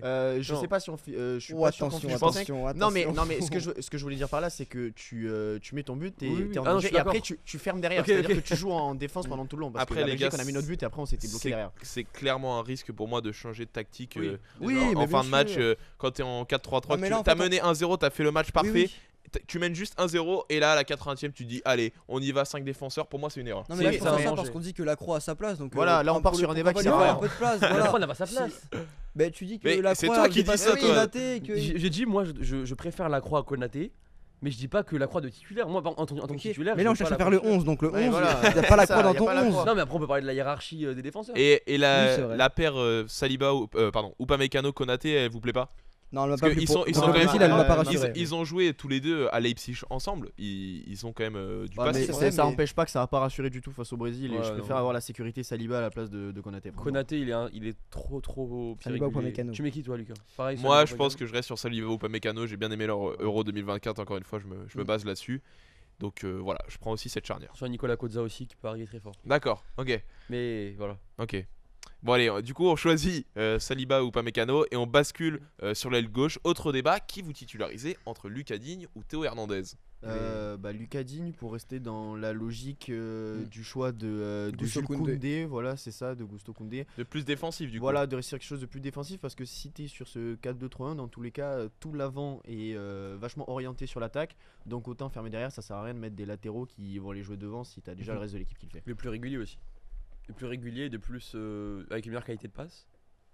Et voilà. Aussi, oui. Vous êtes tous les deux Ah, d'accord lui- avec ce que t'as dit? Digne Ah oui. doit être Ah oui, titulaire Digne sans Oui, aucun oui. doute, ouais. Ok. Mais je suis d'accord depuis un petit moment, personnellement. Ça, tu mets Hernandez, toi? Bah franchement j'ai un doute. Moi j'aime bien Hernandez. C'est Mais vrai t'as vu son match contre le Non, mais Brésil? c'est T'as vrai été que- rassuré toi? c'est vrai que qu'un match, depuis je qu'il peux est pas parti passer sur en un match. Arabie Non, Saoudite je et veux pas même sur un un match, peu mais je le vois avant. sur les matchs qui approchent et Ah si oui. t'es pas en forme sur ce rassemblement-là, peut-être que tu seras pas en forme pour la Coupe du Monde. Et sachant que quand tu joues en Arabie Saoudite, bon, Non mais Faut- Je suis d'accord. je suis moi j'aime complètement beaucoup d'accord avec Lucas vous. Digne aussi, mais c'est vrai qu'il a pas non plus été rassurant contre la Colombie, tu vois, c'était pas une dinguerie.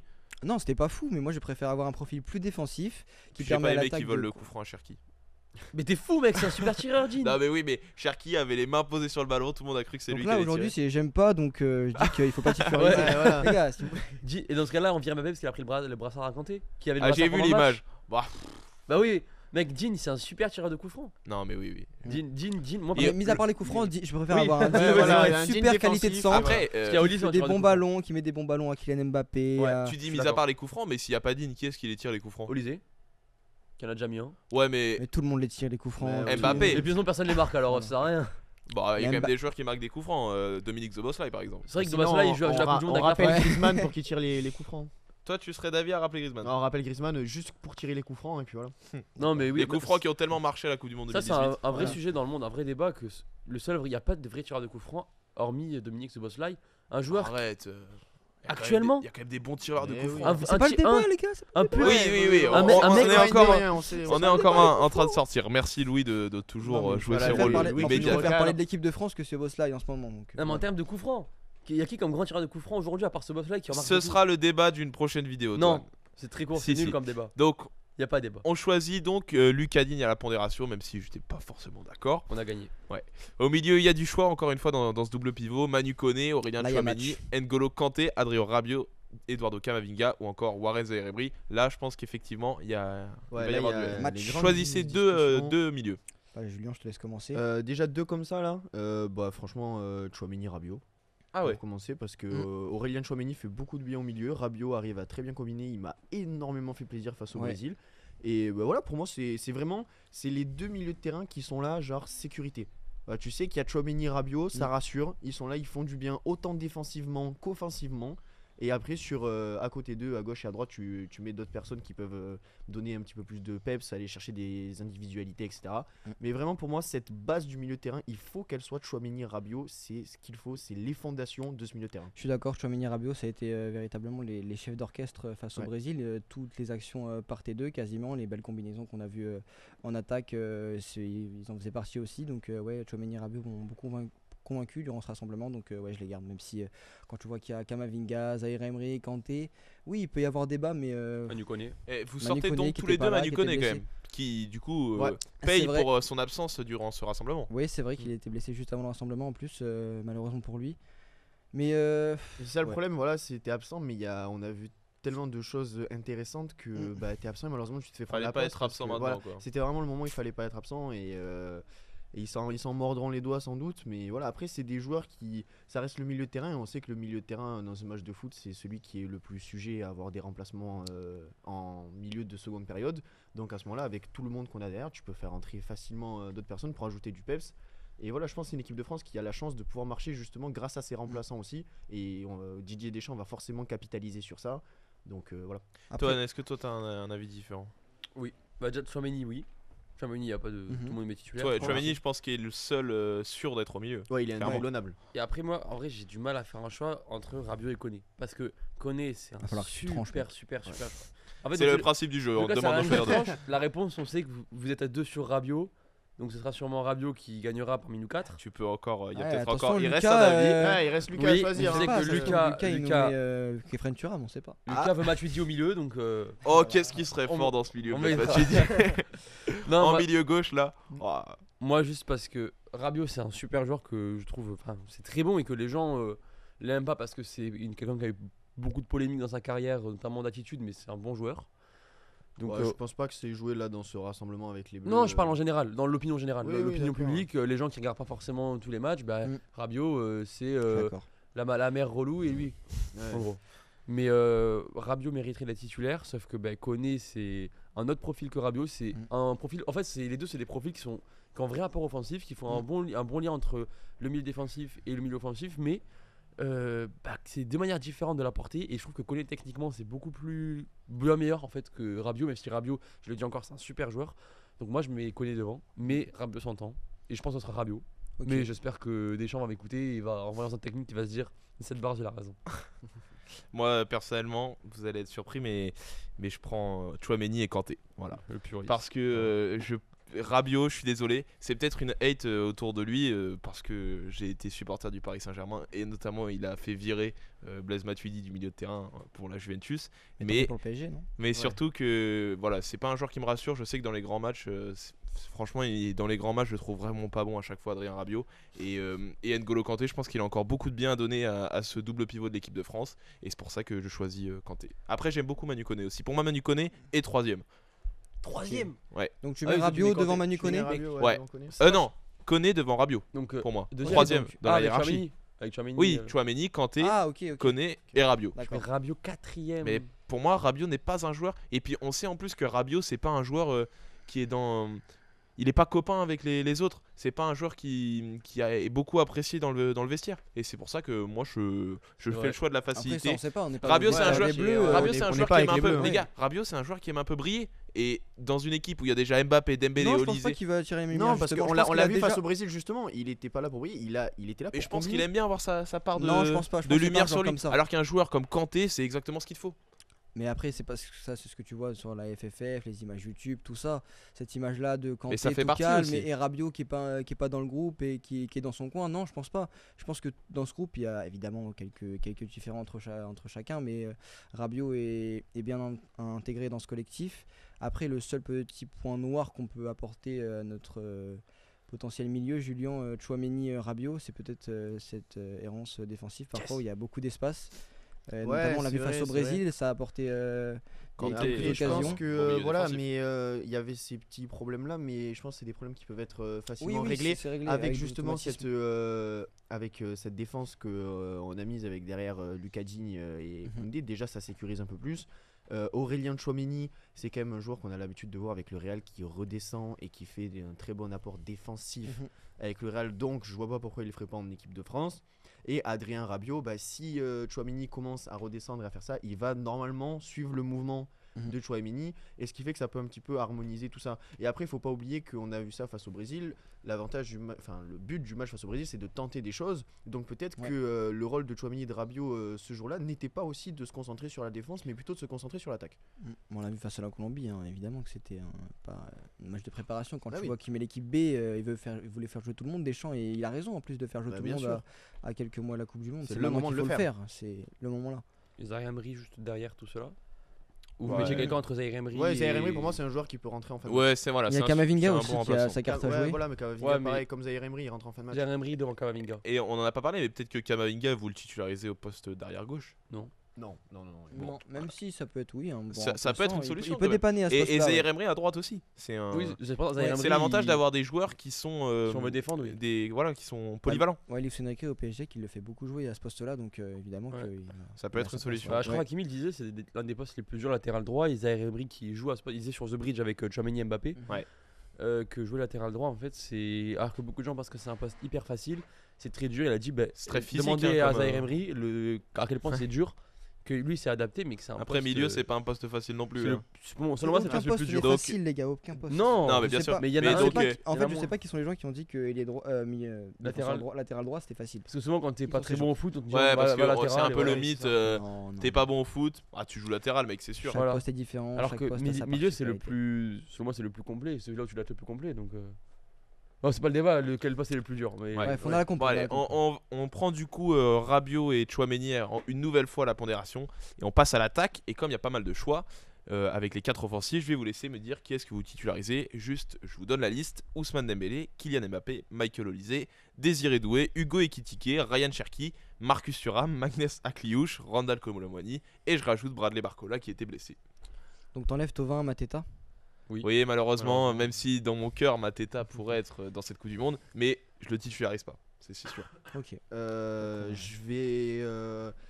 Je vais pas être très original, mais en même temps, je trouve que c'est ce qui a le mieux marché, ce qui m'a le plus conquis. Je vais reprendre ce qui a été mis face au Brésil. C'est-à-dire Julien, Olise, Kitike, Mbappé et Dembélé. Même si je mets un petit point sur Dembélé parce que pour moi il est toujours très bon et on s'en passera pas parce que c'est le Ballon ballon d'or quand tout même. simplement, voilà. Mais encore une fois face au Brésil, je trouve qu'il a pas encore pris totalement sa place en équipe de France.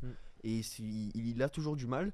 Donc Dembélé, pourquoi pas mettre à la place quelqu'un d'autre. Mais C'est Barcola, c'est pas si jamais, mais bon, mais là actuellement, je ne vois pas qui mettre à la place de Dembélé. Non, c'est Mais pas pour moi, Barcola. Dembélé dans Oui. dans ce 11, ça serait en attaque celui qui serait le plus sujet à être remplacé Ouais, à partir de la Ekitike. 70e pour Ah faire bon entrer quelqu'un d'autre. Non, je pense Non, il pas. y a Ekitike, En je plus, pense il est encore tellement derrière. complémentaire avec Dembélé, Mbappé. Après, il faut Ouais, dire mais que- vois les il a deux, du mal dans cette équipe de France. Donc Moi, s'il je- a du il a mal- pas du contre mal. le Ah, Brésil, je d'accord, le ça trouve reste bon. compliqué Contre le quand Brésil, même. il a été bon, il a jamais Dembélé. prouvé, mais on voit qu'il a pas du mal, Dembélé. oui. Mais pour Il moi, est s'il là. n'arrive Et pas, puis, à être, on- s'il arrive on- pas à être décisif, pourquoi le garder pendant 90 Et minutes il grâce a à été qui met son décisif, but déjà Grâce à face qui au met son Brésil, but il a fait Mbappé. pas décisif. Eh oui, Oui, il a- C'est lui qui Et demande pour à moi, Mbappé de ça faire a la été paire. vraiment pas assez. tu demandes de quoi de plus pour être décisif Eh oui. que Que de être dire à un face joueur décisif. fais l'appel, je te l'envoie et qu'il fasse l'appel et que tu l'envoies. Parce que pour Et puis moi, on sait ça que Dembélé n'arrive pas c'est pas pendant un joueur 90 que de minutes. statistiques. Oui, Dembélé c'est un leader. Vraiment, c'est un leader. C'est un joueur qui fait des différences. Bon, avec le PSG, il le fait moins en équipe de France. Il est dans ce pressing. Mais Dembélé en équipe de France, Et pour moi, c'est pendant pas que 4 les statistiques. Pour moi, pendant 90 minutes, il n'arrive pas à suffisamment me Ça, convaincre je suis d'accord. par contre. pour rester pendant Et 90 ça, je suis minutes. Il y a sur une le question terrain. de conditions physiques aussi parce que on sait que là il est encore sorti. On a eu une info comme quoi il avait encore une fois mal Oui. Ouais. à la cuisse. Ça fait plusieurs mois que ça tourne autour de Dembélé. Le Il faudrait Ballon qu'il prenne le temps d'Or. de se soigner un peu, je pense aussi Dembélé, parce qu'il force dessus. Ouais, et mais là, c'est la forcément, course ça va finale. jamais là. mieux. C'est Non, plus forcément, le c'est la moment pour course se finale. soigner. Mais c'est quelque chose qu'il fallait faire avant. Et ils Ah vont oui, payer le prix je suis pendant la d'accord. Coupe du Monde. Et c'est aussi pour ça qu'à mon avis, il jouera pas tous les matchs pendant 90 minutes. Non, mais 90 minutes, c'est pas forcément là où il est meilleur, mais t'as Doué, t'as Barcola qui peuvent très bien Mais assurer voilà, l'intérim. mais c'est exactement ce que je dis. Moi, je suis d'accord. Dembélé, titulaire, oui. 90 minutes, pas toujours. Vraiment, Mais moi, je suis titulaire d'accord. quand même, je suis donc totalement il est d'accord. titulaire, titulaire, et oui, il est dans la Titulaire, quand même, 11. je l'ai mis titulaire, je l'ai mis dans mon Ah 11, oui, mais oui. j'ai dit que c'est celui qui est le plus Ouais, sujet je pour suis moi d'être d'accord. remplacé en fin de match. Ah oui, ça, et Ekitike quand même, parce que Ekitike, il a pas encore prouvé très clairement, et c'est pas encore un cadre de l'équipe de France. Oui, Donc- oui. Donc, t'as du monde, tu peux passer devant lui. Toi, Louis, pardon, tu pareil, c'est les 4 mêmes que Julien. J'hésite beaucoup à gauche entre Barcola et Ekitike, mais je pense que je mettrais Barcola à D'accord. gauche. Du coup, Mbappé en pointe, en milieu offensif Olise, à droite Dembélé. Mais je pense que oui, là où il y a débat, c'est à gauche, parce que Ekitike a marqué énormément de points durant ce rassemblement, et le style de jeu n'ont rien à voir entre les deux. Non. C'est que clairement. Ekitike a un profil de plus de numéro 9 Finisseur. qui joue à gauche, ouais. Et Barcola, il peut faire des différences avec ses dribbles, avec sa vitesse. On l'a vu avec le PSG, on l'a déjà vu avec l'équipe de France. Donc, ouais, allez, je vais trancher pour Barcola quand même. Ok. Parce que même si on l'a pas vu durant ce rassemblement, on a vu qu'il pouvait faire de grandes différences. Donc, allez, un petit Barcola à gauche. Après, je pense que les deux en super sub peuvent être très très intéressants. Ah oui. Mais je pense Barcola, qu'en super sub, Barcola serait plus efficace que Ekitike. c'est possible. Donc, Et, je est-ce que préfère c'est pas un avoir- argument qui rentre dans, C'est vrai, dans Non, ton c'est choix pas un argument parce que. D'accord, ok. Non, je préfère avoir un Barcola qui fait la Oui, différence d'entrée Bah de oui. match et qui Mais permet le- aux Bleus ouais. d'ouvrir Ok. le score. Allez, c'est toi qui vas trancher, Toine. Qui de Attends, et Ekitike toi ou aussi, Barcola? Oui, mais C'est le présentateur, il tranche en Ah, dernier. il connaît Voilà, pas le foot. et- non, c'est à Non, toi. mais- Il Bah, fait moi- l'arbitre, il fait l'arbitre. Moi, comme je disais, j'aime beaucoup le mode de Luis Enrique, un peu moins celui de Zerbi, de changer l'équipe souvent, mais pas non plus trop. Hein. Juste rappelons que Mhm. j'aime bien Il va le nous fait faire d'avoir. 3-11. Non, j'aime bien le fait d'avoir une équipe qui change, une attaque qui change selon l'adversaire. Mais Mbappé, Dembélé, Olysée, indubitable, c'est indiscutable. Par contre, Ekitike, Thuram et Barcola, ça se tape selon l'adversaire. Mais si on doit choisir une attaque type, je mets Ekitike. D'accord. Je suis plutôt d'accord. Bon, en fait, c'est pas toi qui tranche parce que moi je prends Barcola aussi. Je fais partie de ces gens Bah, les mecs. qui Ouais, préfèrent mais- Barcola. Louis, il a quand même donné un argument Non, contre mais Barcola. Donc, On va donner du crédit à Ekitike et c'est Ekitike qui figurera dans notre composition. Je rappelle juste la composition. Mike Maignan au cage, Jules Koundé à droite, William Saliba, Dayot Upamecano. À gauche, c'est Lucas Digne, Chouameni, Rabiot au milieu, Dembélé, Mbappé, Olysée et Ekitike à gauche. Comment ne pas être finalement terrifié face à cette équipe quand tu arrives en Coupe du Monde? Toujours pas Pierre Sage en coach. Et On alors, garde- on on n'a pas garde le choix Deschamps. du coach par contre, regarde Deschamps. Ok. Et après Pierre Sage, toujours pas. Non, il y a Stéphane Guy Non. pour moi et encore Ah, au-dessus de. Stéphane Guy, Ouais. ok. Bon. Guy Stéphane plutôt, non Ouais, je pense plutôt. Oui, bah, bien sûr. C'est un peu mieux. Parce que Stéphane Guy qui commande déjà qui est pas terrible, alors s'il vient entraîner l'équipe de France. Peut-être qu'il écoute Zone Technique, fais attention. Non, je pense pas qu'il écoute Zone Technique. Et s'il écoute, on l'embrasse. Bon les gars, je vous pose la question, est-ce qu'avec ce 11, la France est-elle la grande favorite pour la Coupe du Monde? Je rappelle que les Bleus sont passés premiers au classement FIFA pendant la trêve Ouais. internationale. La grande. La grande La grande favorite, favorite, ouais. la grande favorite, non. Si, Ultra- Willou l'a dit, on était champion du monde. Les Oui. gars, Non, mais Si on va pas Willou donner le sur un dit, youtubeur. les gars, Ouais. Willou l'a dit. Non, Eh, mais, c'est Willou, c'est pas un youtubeur.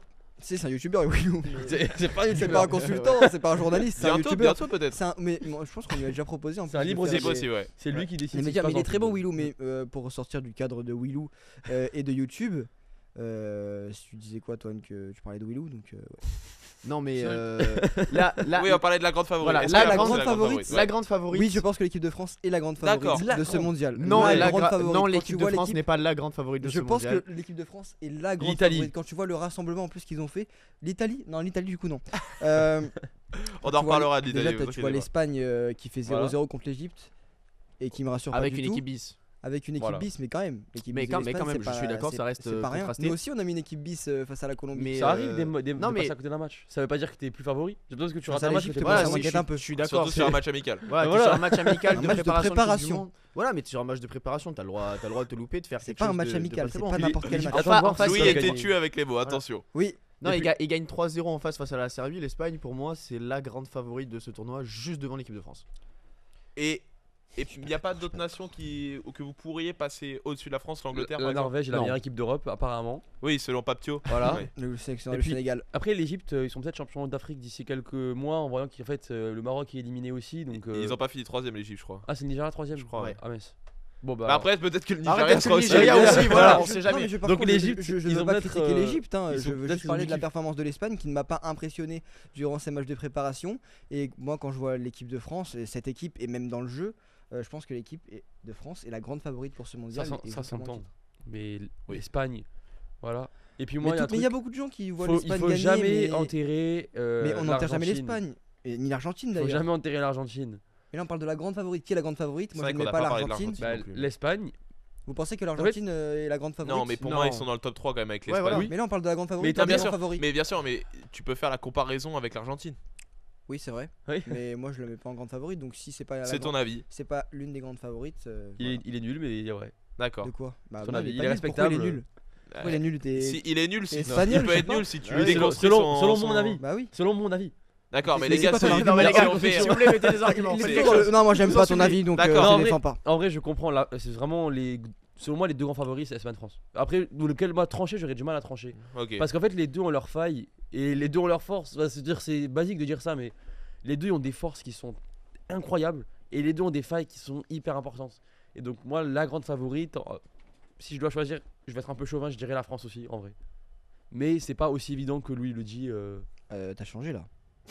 Ouais. D'abord tu mets Ouais. l'Espagne et ensuite tu mets la Ouais France. non en fait en parlant je me suis rendu compte que je préférais la France, mais c'est pas aussi évident que tu Tu dis. m'insultes et ensuite C'est- tu choisis l'Espagne. Ouais. C'est le Ah oui, en fait, caractère de tu toi. me c'est le rejoins caractère- En fait, je suis on connaît toi, D'accord. Louis. Voilà, Je suis d'accord il avec est toi, plein de Louis. rebondissements. Il est J'ai comme l'équipe de j'ai France. réfléchi en parlant et en fait j'ai envie d'être chauvin et la France m'a vraiment rassuré sur cette. Ok, moi c'est pas une question d'être chauvin ou pas, c'est en termes de jeu, Non mais oui, en c'est termes pas de que ce que j'ai chemise. vu et en termes de composition d'équipe, je vois l'Espagne en dessous de l'équipe de France. Non, je suis d'accord, juste tu es trop tranché. C'est pas aussi ça. Justement, il l'Espagne- faut avoir un avis. Évidemment, Non, mais- j'ai un avis non, moi, tranché. l'Espagne- Évidemment que je l'Es- défends mes arguments et Genre je ne jette pas l'Espagne, je me dis pas en mode, Je ouais, ne jette pas l'Espagne, mais on parle de la grande favorite. Bref. Mon avis, c'est l'équipe de France. Bah, en fait, Tu je suis t'en penses quoi, Et Julien, Lucas, tu dis. Moi, Lucas. je t'ai déjà Il a répondu. déjà dit. Pour moi, c'est l'Espagne Mais qui est je la grande comprends favorite. aussi. Mais c'est Parce quoi que tes tu arguments ne peux- Mes arguments, mais l'Espagne a un style de jeu qui peut faire très mal à la défense française. On l'a vu Et vice versa. au passé par l'Euro.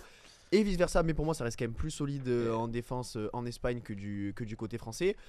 Et secondo, tu prends comme argument le fait que ça a été compliqué pendant un match de préparation. Pour moi, C'est ça pas reste mon un seul match de argument, mais c'est l'un de préparation. mes arguments. Je n'ai pas envie de prendre un match de préparation comme match référence Ouais, pour une Coupe C'est du une Monde. bonne chose, effectivement. Il a totalement Oui, raison. je suis Et d'accord. je me base sur les dernières grandes compétitions internationales réalisées par les Espagnols. Et Oui, l'Euro. Qu'est-ce que tu veux faire face à l'Espagne? Pour moi, l'Espagne, c'est très compliqué. Et ce que j'aimerais beaucoup pour qu'on finisse de trancher nos arguments, et j'espère que ça se passera comme ça, c'est que fin juillet, on ait une finale de Coupe du Monde entre la France et l'Espagne, qu'on ait un match qui soit champagne, que ça soit magnifique des deux côtés. Parce que je mets quand même l'Espagne au-dessus de l'équipe de France, mais je ne la mets pas grande dominatrice de l'équipe de France non plus, hein. Pour moi, c'est vraiment deux équipes qui se valent. Oui. Mais si je devais en choisir une aujourd'hui, par l'expérience de ce qui s'est passé auparavant et par aussi le style de jeu des deux équipes, je préférerais mettre l'Espagne au-dessus de la France, mais tout en mesurant ce propos, voilà, l'Espagne est au-dessus de l'équipe de France, mais très légèrement. Si on va en finale, juste Deschamps sera le plus grand sélectionneur de l'histoire. D'accord. Voilà. Ouais. S'il Lucas, ne tu l'est mets pas qui déjà. toi?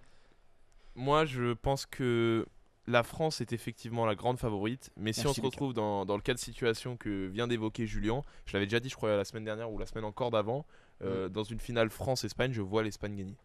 Mais c'est pas pour autant que la France n'est pas la grande favorite. En fait, si vous voulez, pour moi, comprends pas. si Donc c'est l'Espagne. pas la grande favorite du coup. Non, mais En s'il perd contre notre favori. en fait, genre pour moi, l'équipe de France est la meilleure équipe sur. Oui, mais là, c'est qui est la grande favorite qui va gagner Ben, selon en toi fait, ça se dépend s'ils se croisent ou pas.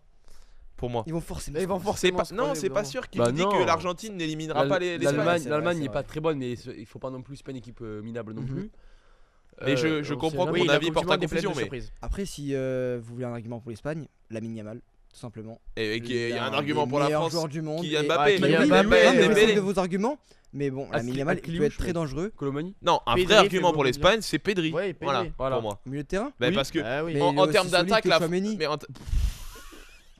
Tu peux Ça peux dépend. pas dire ça, tu peux pas. Ça dépend. Allez, on va, Ça on, dépend. on va couper Ça là-dessus dépend. parce Ça que sera dépend. sans Ça Louis. dépend. il faut Ça qu'on dépend. avance Ça les gars. Donc on va couper On sur avance. cet avis frauduleux de non, Pedri. bah non, on finit pas sur ça. Louis, que Louis ne fera pas C'est un pas le même technique 5. style. C'est pas le même style.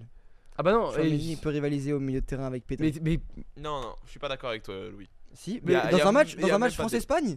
Mais justement, le match de la Ligue des Nations, on a vu que Pedri, ça a été le meilleur joueur sur le Il y a terrain. longtemps la Ligue des Nations. Là, on Et a tu proche nous la parles de Coupe matchs de du préparation Monde. comme des matchs références. Mais le match de préparation, c'était il y a mais une semaine Pedri, même pas. mec, Mais Pedri, c'est un match de Chouameni. préparation. Pedri, Après, Chouameni. Tu sais qui on parle, mais du justement. respect sur Mais moi, Chouameni. mais moi, Pedri. mais moi, j'adore Pedri, Mais oui. j'adore Pedri, j'adore Chouameni. Et dans un match Mais France-Espagne, Pedri, bon sang, Pedri, c'est Ça va pas. Pedri, au 4 non, au 4 ça. mec, Pedri, je t'en Mais supplie. non, mais je dis pas que Pedri n'est pas bon. Je dis juste que Pedri, Chouameni au milieu de terrain dans un France-Espagne, dans une rencontre, il peut y avoir match. Chouameni peut arrêter Pedri, comme Pedri peut arrêter Chouameni. À voir, ça sera un très beau duel entre les deux. Et moi, j'ai hâte de voir ça. Bon, on verra Voilà. qui sera le gagnant. Les gars, faut qu'on avance. Je suis désolé, ça fait un petit peu longtemps qu'on débat sur l'équipe de France. Il y en aura un qui aura moins à se creuser la tête cet été pour savoir qui titulariser. C'est Gennaro Gattuso, puisque oui, l'Italie ne sera pas à la Coupe du Monde pour une 3e édition consécutive. Toujours pas de mondial, donc pour Gigio Donnarumma, Nicolo Barella et toute cette génération italienne. Un véritable drame, Julien. Et oui, l'Italie, c'est fini. Pour la 3e fois de suite, l'Italie va manquer la Coupe du Monde de football. Une véritable désillusion pour le peuple italien qui ne connaît plus la grande compétition de football depuis 2014. Ils avaient été éliminés à l'époque en phase de poule, 3e derrière le Costa Rica et l'Uruguay. À partir de là, rien n'ira plus dans la relation entre l'Italie et la Coupe du Monde. En 2018, l'Italie échoue sur la Suède en barrage 1-0 à l'aller. Puis 0-0 au retour, la privant de Coupe du Monde pour la première fois depuis 1958. Rebelote en 2022 face à la Macédoine, l'Italie s'incline 1-0. Un crève-cœur pour la Squadra Azzurra, alors championne d'Europe en titre. Cette année, les Italiens avaient donc une mission vitale, s'assurer une place au mondial. Lors de la phase de groupe, les Italiens échouent 2 fois face à la Norvège et partent donc pour les barrages. En demi-finale de ces barrages, ils s'imposent 2-0 face à l'Irlande du Nord. À ce moment-là, tout semble profiter aux Italiens puisqu'ils affrontent la Bosnie-Herzégovine pour la qualification. L'Italie se permet de rêver mais s'apprête à jouer avec la pression de 2 mondiaux loupés sur les épaules. L'Italie mène son match 1-0 dès la 15e minute, mais l'Italie se voit réduite à 10 en première période après une grosse faute de Bastoni. Elle aura résisté, mais a fini par céder à la 79e. Elle perd finalement au tir au but 4-1. La Squadra Azzurra devra donc attendre 4 ans de plus et c'est toute une génération de joueurs qui se voient désormais coupés du mondial, tels que Donnarumma qui n'y a encore jamais participé. Et depuis mardi, le football italien est rentré dans une crise totale qui a trouvé son apogée jeudi. Dans la matinée, le ministre des Sports italien appelle à la démission du président de la Fédération italienne de football, Gabriele Gravina. Ce dernier n'a pas manqué d'indigner la presse italienne au lendemain de l'élimination en méprisant la réussite des autres sports italiens. Je le cite, « Le football est un sport professionnel, les autres sont amateurs, nous assurons une couverture médiatique impartiale. Les autres sont des sports d'État comme les sports d'hiver, à l'exception d'Ariana Fontana, ce sont tous des fonctionnaires. » Fin de citation. Plus tard dans la matinée, Alexander Sefrin, le président de l'UEFA, s'en mêle en critiquant les politiques italiens, les jugeant en grande partie responsables de l'élimination de l'Italie car le pays possède, selon lui, l'une des pires infrastructures footballistiques d'Europe et il menace même de retirer l'Italie de la co-organisation avec la Turquie de l'Euro 2032 si les infrastructures ne viennent pas à s'améliorer. Et puis, 15h10, Gabriele Gravina démissionne. Il est convoqué dans la foulée le 8 avril devant la Chambre des députés pour dresser le bilan de la situation du football italien. Et pour lui faire suite, Buffon démissionne de son poste de chef de la délégation italienne. Bref, le football italien fait le ménage dans ses rangs alors qu'il perd toujours plus de crédibilité à l'international. Merci beaucoup Julien. Pour clôturer ce chapitre sur la trêve internationale, les gars, est-ce qu'il y a une nation dont vous vouliez nous parler assez rapidement ? Vas-y Louis. Le Brésil évidemment, enfin j'en parlais tout à l'heure, le Brésil m'a beaucoup impressionné, alors oui ils se font laminer face à la France, ils perdent malgré une supériorité numérique, mais par contre face à la Croatie j'ai beaucoup aimé ce match qui m'a beaucoup rassuré.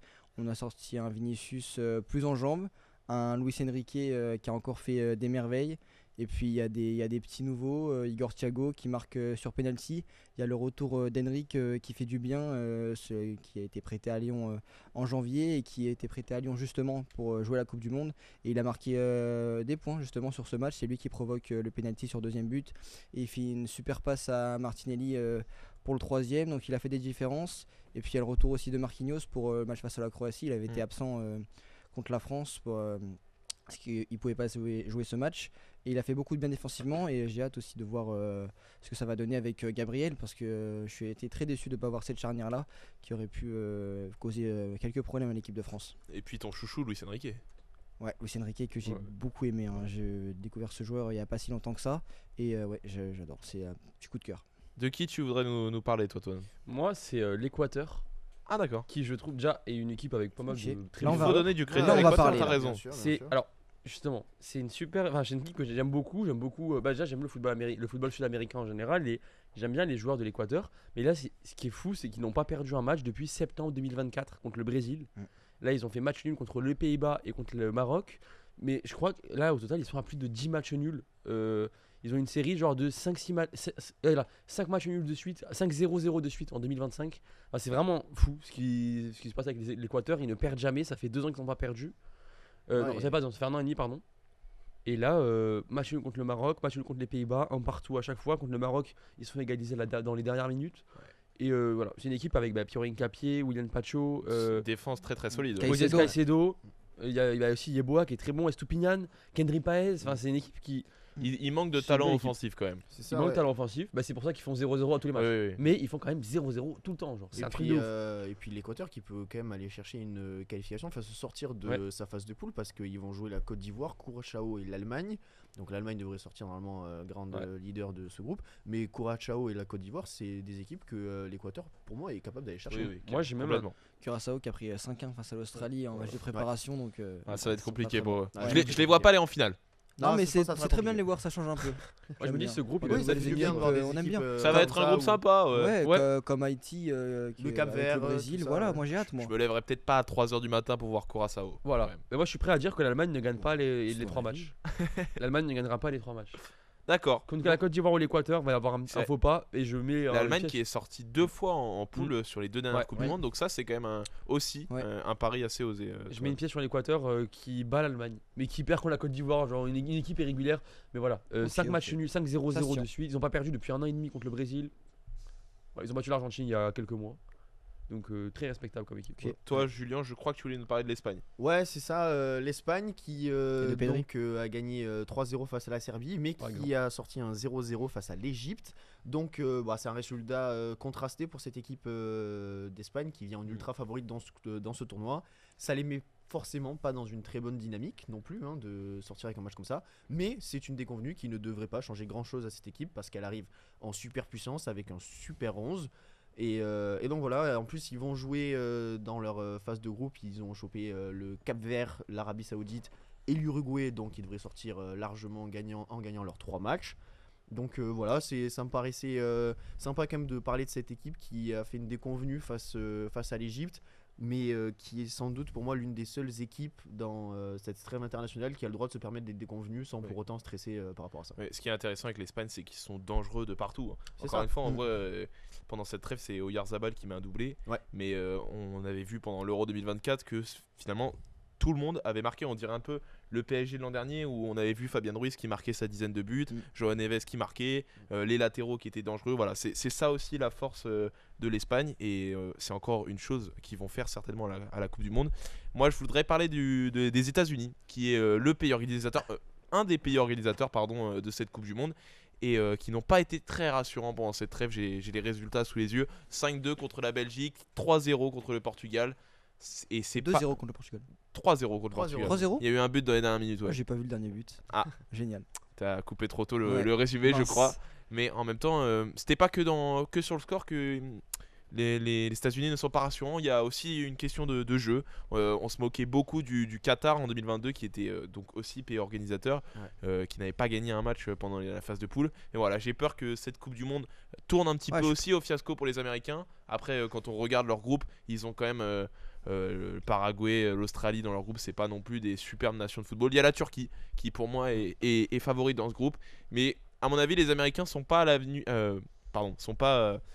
C'est pas impossible d'une déconvenue une nouvelle fois contre l'Australie et le Paraguay. Mais ce qui est bien, c'est que j'ai pas coupé le résumé trop tôt parce qu'il y a bien eu 2-0 et que c'est toi qui as regardé un autre résumé, je pense. Non, je pense que Parce le but qu'il y a eu été un annulé but- alors. Il y a eu un but de Trincao et de Joao Félix, donc ça fait 2-0. Mais pour revenir sur les États-Unis, du coup, moi j'aime beaucoup. Moi je pense qu'ils peuvent faire quelque chose pendant cette Coupe du Monde. À l'image du Maroc, pourquoi pas une petite aventure. Peut-être pas. D'accord. Petite pas jusqu'en demi-finale, mais la petite surprise. Faire des petits trucs en phase finale, voilà, parce qu'avec un sélectionneur comme Mauricio Pochettino, je pense que ça fait faire quelques différences. Ah oui, l'effectif est quand même très faible quand tu vois des équipes comme le Portugal, l'Allemagne, le Brésil, la France, l'Espagne, bref. Si tu as envie de parler des États-Unis, moi aussi, je mets une petite carte sur eux. Ah bah, ok. Voilà, c'est l'équipe que je vais regarder durant cette Coupe du Monde, Ah je ouais, pense. carrément. D'accord. Bah Eh oui, ben, écoute, moi c'est- j'ai hâte. C'est ton avis. Eh ben, fais-toi plaisir. Voilà. Allez, ça y est, c'est fini parle un pas petit peu. d'Italie On parle de l'Italie quand même. L'Italie, c'est pas la Coupe du Monde. Bah, il a quand même beaucoup pense parlé, qu'il faut- Julien en a assez parlé, non Je viens de faire une chronique dessus. Ils ont mis- C'est vrai, mais c'est quand même terrible. Non, mais c'est vrai que c'est Oui, une oui, catastrophe c'est pour le triste, football c'est une italien, catastrophe ça pour fait le 3 ans. football italien, Mais en même temps, moi, c'est ce que je disais aussi la dernière fois, c'est que pour moi, je le vois comme un plafond. Ouais, c'est un Si truc ça fait- irrationnel. Ça fait 3 fois d'affilée que les Italiens sont éliminés aux Ouais. portes de la Coupe du Monde. Et je les vois aujourd'hui, je les mets pas au-dessus d'équipes comme la Turquie, la Norvège ou encore d'autres équipes qui sont passées, Mais- la Suède. Mais pourtant, quand tu vois l'équipe individuellement parlant, c'est bien au-dessus de la Bosnie. Enfin, ils doivent gagner, mais quand tu les vois jouer, il n'y a pas de jeu. Enfin, il n'y a pas de collectif dans cette équipe d'Italie. Donc j'ai vraiment été très déçu. Serge, il y a l'ouverture du score de Moiskin. Tu te dis, ah, enfin, ils vont disputer une Coupe du Monde. Enfin, depuis 2014. Et en fait, non, bah ensuite, il n'y a plus de jeu. Et puis, il y a ce carte rouge de Bastoni qui les met complètement qui les met clairement en difficulté. en difficulté. Et là, c'est. Au-delà des C'est joueurs fini, qui là. sont pas au niveau, tu vois que les joueurs sont pas au niveau et en plus il y a un trou, un problème mental là, ils sont bloqués, ils savent, Mais ils ont eu peur. une énorme pression pour Ils jouer ont ce match. peur, Ils ont eu Et jamais c'est pas une autant raison, peur. mec, c'est de la peur, ils sont terrifiés avant de jouer les matchs. Évidemment, ça c'est se de la voit. pression aussi du coup. Oui, mais c'est pas juste la pression, Et c'est vous vraiment croyez que les une peur. Bosniaques, ils avaient pas la pression de jouer aussi ce match-là? Si, Non, les ils étaient Bosniaques, libérés, ils avaient ils l'agnac. étaient Mais les chez Bosniaques- eux. Oui, mais les Bosniaques, s'ils repartent pas Et avec puis une ils avaient la rage. qualification T'as en vu Coupe du Monde. Di Marco qui célèbre la qualification de la Bosnie quand il marque face au Pays de Galles dans le bar. Vous avez pas vu la vidéo? Ah non, j'ai pas vu. Vous non. avez pas vu? Et bah Di Marco a célébré le but. Eh ben, du c'est Pays bien de fait Galles. pour lui parce qu'il a fait un Il match était horrible très en plus content, il a contre la célébré, Bosnie. il s'était excusé d'ailleurs, il avait dit bah c'était une réaction à chaud, voilà, on a réagi, vous regarderez la vidéo d'ailleurs, je vous invite à la regarder. Allez, C'est assez Oui, marrant. pardon. Et voilà. Ah ouais, Donc ce qui- voilà, et Di Marco qui a pas fait un super match d'ailleurs, qui est sorti Ouais. et terrible pour l'Italie. Ce qu'il faut peut-être dire, c'est ce que Julien le disait très justement tout à l'heure, c'est que la fédération italienne change de coach, change de directeur, mais Alors, toujours pas de coach encore pour l'instant. non, euh. mais Gennaro mais bon. Gattuso, Ouais, et alors, Gattuso, il y a- à la fin du match, il a dit qu'il prendrait ses responsabilités. bien il sûr, prendrait ses mais responsabilités, c'est et donc- sûr qu'il ne sera plus à la tête de l'Italie. En Et on parlait attendant, de- il est censé être là au moins jusqu'aux alentours de juin-juillet, le temps peut-être de d'accord. trouver quelqu'un Et d'autre. ils auront plus de matchs Mais à pour jouer, l'instant, il que ne des sert matchs amicaux. Il ne sert qu'à faire les bouches-trous pour Voilà, l'instant. mais voilà, et, Mais de toute façon, comme l'a dit Julien dans sa chronique, il faut tout reconstruire en Italie. Enfin là déjà. mais ils sont à part déjà en le train de tout président- reconstruire. Oui, mais là c'est. Et faut- même faut- les bah, jeunes, déjà, ils ont pas de coach. les infrastructures. Oui, mais à part Gattuso, justement, c'est le pas problème, reconstruire à partir ce de n'est pas une Gattuso. question de coach finalement, parce que Ah non, c'est ils une ont question tout de- essayé au niveau de coach. d'Italie, genre. J'ai vu, on parlait de rumeurs autour de Inzaghi, de Deschamps même, qui pourrait être coach de l'équipe de France, mais pardon, la sélection italienne. Mais en même temps, j'ai pas l'impression que ce soit un problème de coach en Italie. En fait, Non, regarde la c'est Serie A, plus global. Qui c'est- sont c'est- les meilleurs c'est joueurs plus de haut. Serie A? Il y a 2-3 Italiens. Mm. Et après, C'est vrai. c'est tout. Mais après, quand tu vois l'équipe. Mais, Comme disons, individuellement, t'as Barella, t'as Tonali. Ouais, T'as Bastoni. des joueurs comme Bastoni, Moiskin, bon Retegui, moi je suis pas fan de Retegui, c'est un bon Ça joueur, va, mais, hein, ça va, et t'as ça, le c'est droit en de plus- pas être fan de Retegui. Ouais, voilà. c'est pas non plus une dinguerie. Politano, c'est un bon Non, mais joueur voilà, aussi. Politano. Non, mais Techniquement, effectivement, j'aime ils ont bien, des mais bons voilà. joueurs, mais Calafiori, ça Politano, n'est c'est pas pas bien que jamais. Mais l'Angleterre. par rapport justement à ce remaniement dans le foot italien, hier il y a eu une réunion entre les grands dirigeants du foot italien et de la Serie A. Et justement, quelque chose qui en est ressorti, ça serait peut-être l'installation d'un quota de joueurs italiens dans la Serie A pour les prochaines saisons à venir. Oui, comme en France, on C'est a ça. ce principe de joueurs formés au pays. Et en Angleterre aussi, c'est une chose qui marche, pardon, les homegrown players, comme Ouais. ils les appellent. Tu es obligé d'avoir ce quota de joueurs dans ton effectif. Mais après, en Italie, je crois qu'il y a beaucoup d'Italiens par club quand même. Mais alors, déjà. justement- Quand tu regardes la Juventus, Oui, oui, mais c'est. Voilà. Non, moi, ce que j'aime bien, je vais parler du mode de rugby, les modes des gifs, où en fait, tu es obligé d'avoir un quota de joueurs français qui jouent par saison, une moyenne. Ok. Et en fait, si tu respectes pas la moyenne, tu as des amendes, et c'est des amendes assez conséquentes. après, si Et le c'est- joueur est pas bon, il est pas bon, tu vois. Ouais, mais non, mais, non, Voilà, mais, et ouais, est-ce que mais le football italien aujourd'hui a aussi Bah, c'est l'argent justement pour ça. payer ses amendes c'est comme ça que la France La avait- France est la meilleure nation de rugby, La peut-être. France au rugby, non, mais la France au rugby, en termes de vivier de c'est talent. relevé. Voilà, non, mais je parle juste du principe. La France, la période où ils sont relevés, c'est quand ils ont durci les règles des gifs. Et c'est quand en fait, tu avais obligé d'avoir, je me rappelle plus du chiffre, mais un certain nombre de joueurs. En gros, sur toute la saison, il faut une moyenne de joueurs français qui a démarré sur chaque match. Et c'est ça qui est assez intéressant. Et je pense que c'est un modèle que l'Italie pourrait reprendre relativement. Ouais, et pour revenir sur le foot, il y a une stat que j'ai vue qui m'a complètement impressionné, c'est que l'Italie n'a pas disputé une phase finale depuis 2006, depuis Ouais. leur titre face Depuis à le la titre, France. ouais. Donc c'est une stat terrible pour l'Italie. Yamal et était c'est pas là que tu encore vois né. qu'il y a un problème. Hein. Qu'est-ce que t'as dit, toi Yamal n'était pas encore né. Mm. C'est juste Oui. pour la stat est juste énorme. C'est vrai. Nous non plus, du coup, tu vois. Mm. Oui, Et nous puis, non il y a plus, un nous petit Ouais, mais on est aussi. moins connu Le que mec Yamal. pense à Yamal avant lui. Ouais. On est une moins bonne référence que Yamal, je pense, Et déjà. puis- Bah, Oui, c'est au vrai. vu de nos téléspectateurs, pas forcément. Et puis il faut parler aussi de Donnarumma qui fait son match face à la Bosnie. Ouais, mais qui Et sort pas un penalty. ouais. Qui C'est c'est vrai que sur le compliqué pour lui. quatrième penalty, il peut Il l'arrêter. est pas loin. D'ailleurs, moi, il au l'a début, je crois qu'il l'arrête. Et en fait, tu vois la Ouais. balle rebondir et partir dans les filets. Et tu te dis, ah, Mm. ça y est, c'est fini pour l'Italie. C'est un peu à Donnarumma l'image qui de est sa un saison bon avec gardien. City. Un bon gardien. Bah, Pas un je grand pense, gardien. C'est pas qu'un bon gardien. C'est pas un grand Après, il gardien. fait un super Toi, arrêt sur le but de la Bosnie. Il tu fait un vois, arrêt miraculeux. Il a complètement donné un euro à l'Italie. C'est un Donnarumma. bon Tu peux pas gardien. dire c'est un bon Et une gardien. Ligue des Champions au PSG. Oui, bien Oui, mais sûr, oui. Non, mais C'est un gardien je parlais pour la 6, sélection 7 sur italienne. 10. 6-7. D'accord, donc Voilà. tu notes les joueurs maintenant. Mais en tout cas, Non, bravo mais à la c'est- Bosnie. Bravo à la Bosnie qui suffit de sa deuxième Oui, Coupe il du faut Monde. donner Ça, du bravo crédit à aussi la- aux oui, Bosniaques jusqu'à 2014. qui ont joué entièrement leur coup. Ouais. C'est ça aussi. Il y a qui comme genre j'ai Dzeko. aucune idée. Dzeko. Dzeko. Ouais, Oui, Dzeko, voilà ouais. par exemple. Et la Bosnie qui Miralem d'ailleurs Pjanic, il pourra était pas peut-être bosniaque même aller chercher Non, il joue plus, voilà, une Pjanic. qualification dans leur groupe à la Coupe du Monde parce qu'ils vont jouer le Canada, le Qatar et la Suisse. C'est quelque chose qui est C'est un possible groupe pour la Bosnie. Très abordable. C'est Ouais, compliqué, ouais. mais c'est quelque chose qui peut aller se faire quand même. Ouais. Ouais, ça peut être beau. C'est dommage pour nos amis italiens. Ah oui, parce que oui, C'est c'est très dommage, dommage pour les mais Italiens c'est vu, comme vu ça. le groupe. C'est le football. Allez, on va clôturer cette page sur la trêve internationale et j'aimerais maintenant vous parler d'un sportif dont l'image n'arrête pas d'être ternie, c'est bien sûr le golfeur Tiger Woods. Une nouvelle fois impliqué dans un accident de voiture vendredi dernier alors qu'il était sous emprise. Celui qui est considéré pour certains comme le plus grand golfeur de l'histoire a heurté par l'arrière une remorque d'un camion et s'est retourné au volant de sa voiture vendredi en Floride. Heureusement, l'accident n'a fait aucun blessé, pas même le principal impliqué. La descente aux enfers continue donc pour le Tigre en 2009 alors qu'il est installé au sommet du golf mondial. Une première affaire surgit dans les médias. Impliqué dans un premier accident de voiture étrange, les médias révèlent dans les jours qui suivent l'accident des liaisons avec une dizaine de femmes.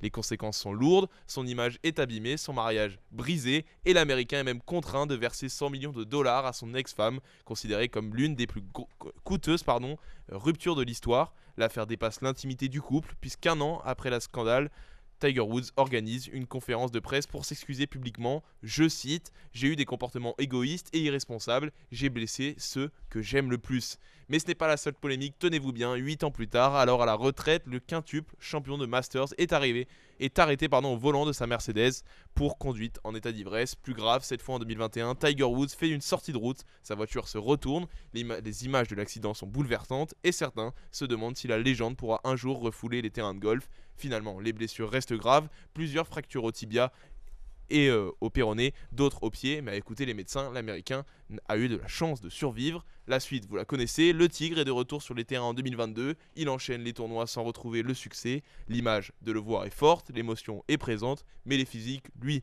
ne suit plus. En 2025, il réalise même une saison blanche, la première de sa carrière. Alors, en 2026, l'hypothèse de le revoir à son meilleur niveau semble finie. À 50 ans, la légende vient de vivre son 3e accident de voiture en 15 ans. Les perspectives de sa carrière étaient déjà incertaines avant l'accident. Elles le sont encore plus ce vendredi. Hier, il a annoncé se mettre en retrait pour quelques temps afin de suivre un traitement et a déjà renoncé à être capitaine de l'équipe américaine de la Ryder Cup en 2027. Il y a un sport dont on n'a jamais parlé dans Zone Technique et pourtant on en a un qui est passionné ici, c'est le patinage artistique. Et ce week-end se tenaient les championnats du monde de patin. Tout le monde était présent, mais nous, Français, avions les yeux rivés sur le couple Cizeron-Fournier-Baudry. Comment s'en sont-ils sortis, Toine ? Eh bien, 2 mois après leur titre de champion olympique à Milan-Cortina, Guillaume Cizeron et Laurence Fournier-Baudry récidivent et cette fois-ci ils sont champions du monde à Prague. Alors oui, c'est une grande réussite, c'était le grand plongeon en début de saison et il faut dire que la coulée est magnifique. Pour leur première saison ensemble, ils ont tout raflé et de quelle manière ? C'est leur 4e titre cette saison, champion de France, champion d'Europe, champion olympique, champion du monde. Guillaume Cizeron ne s'est pas trompé en demandant à sa meilleure amie de patiner avec lui. En République tchèque, tout d'abord, le duo bat son record personnel sur la danse rythmique avec 92,74 points, presque 3 points de plus que leur score des JO. Et puis la magie opère, samedi soir, le couple s'élance en dernier pour leur ultime balade sur la bande originale de The Whale. Et à vrai dire, aucun mot ne pourrait décrire ce qu'il s'est passé ce soir-là, si ce n'est une symbiose qui ne laisse évidemment personne insensible. Quiconque a regardé ce programme avec attention a eu les larmes aux yeux comme si la glace leur fondait dans les yeux. Non, plus sérieusement, la force mentale de cette paire est tout simplement incommensurable. Formé au cœur de la polémique la plus totale et sous une pression constante, ce couple ne lâche pas. Ils ont corrigé les erreurs de Milan-Cortina qui avait failli leur coûter le titre obtenu dans la controverse. Cette fois-ci, les Tuzan niveau 4 sont incontestables, pas de déséquilibre ni d'approximation pour Guillaume et les mêmes expressions contagieuses, même à travers l'écran, le tout sublimé par la chorégraphie de Roman Hagenauer et Marie-France Dubreuil. En l'absence de Madison Chock et Evan Babes, probablement retirés de la compétition et probablement retraités qui ont toujours cette médaille d'argent olympique en travers de la gorge, la concurrence était complètement larguée. Avant même le programme libre, les Canadiens Piper Gills et Paul Poirier accusaient déjà plus de 6 points de retard pour leur toute dernière compétition. Mais pas de pitié, après le libre, c'est près de 20 points d'avance pour Guillaume Cizeron et sa partenaire qui frôle alors le record du monde.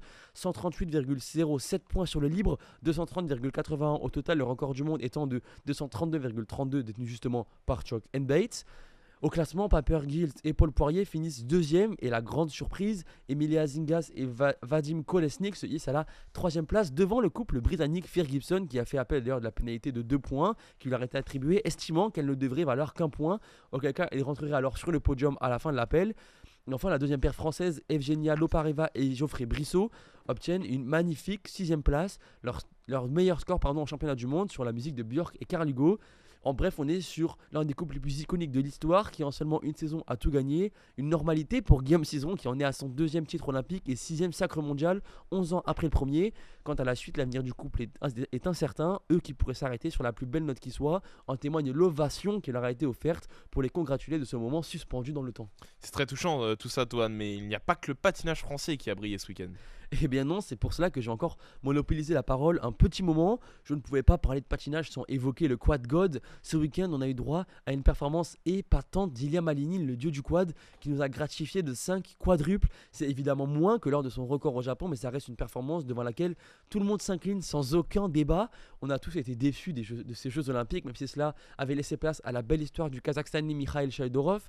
Mais pas d'inquiétude, le jeune prodige ne s'est pas répété. Il commence par un programme court génial à 111 points où il bat ce record personnel et frôle le record du monde, un score qui lui laissait une marge confortable de 10 points devant le français Adam Siawimfa. Sur le programme libre, malheureusement, toujours pas de quadruple axel, celui qui avait d'ailleurs porté préjudice à Milan. On reste sur un triple, mais ne vous inquiétez pas, des quads, on en a vu. 2 quadruples lutz, un quadruple boucle piqué, un quadruple salco, un quadruple flip.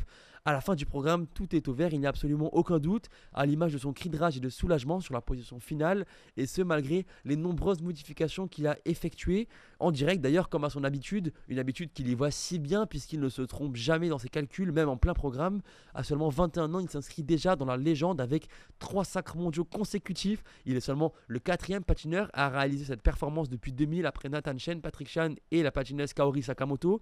Il termine ce libre avec 218,11 points, 329,40 au total, soit près de 20 points devant Yuma Kageyama. Félicitations évidemment à lui ainsi qu'à ses 3 entraîneurs, sa mère Tatiana Malinina, son père Roman Skorniakov, Raphaël Arutyunian, les artisans de ce titre. Cet homme est une nouvelle star mondiale, en témoigne la quantité de peluches qui ont envahi la piste lors de sa sortie. Tu parlais d'Adam Siawimfa, mais justement, lui, qu'a-t-il fait sur ces championnats du monde ?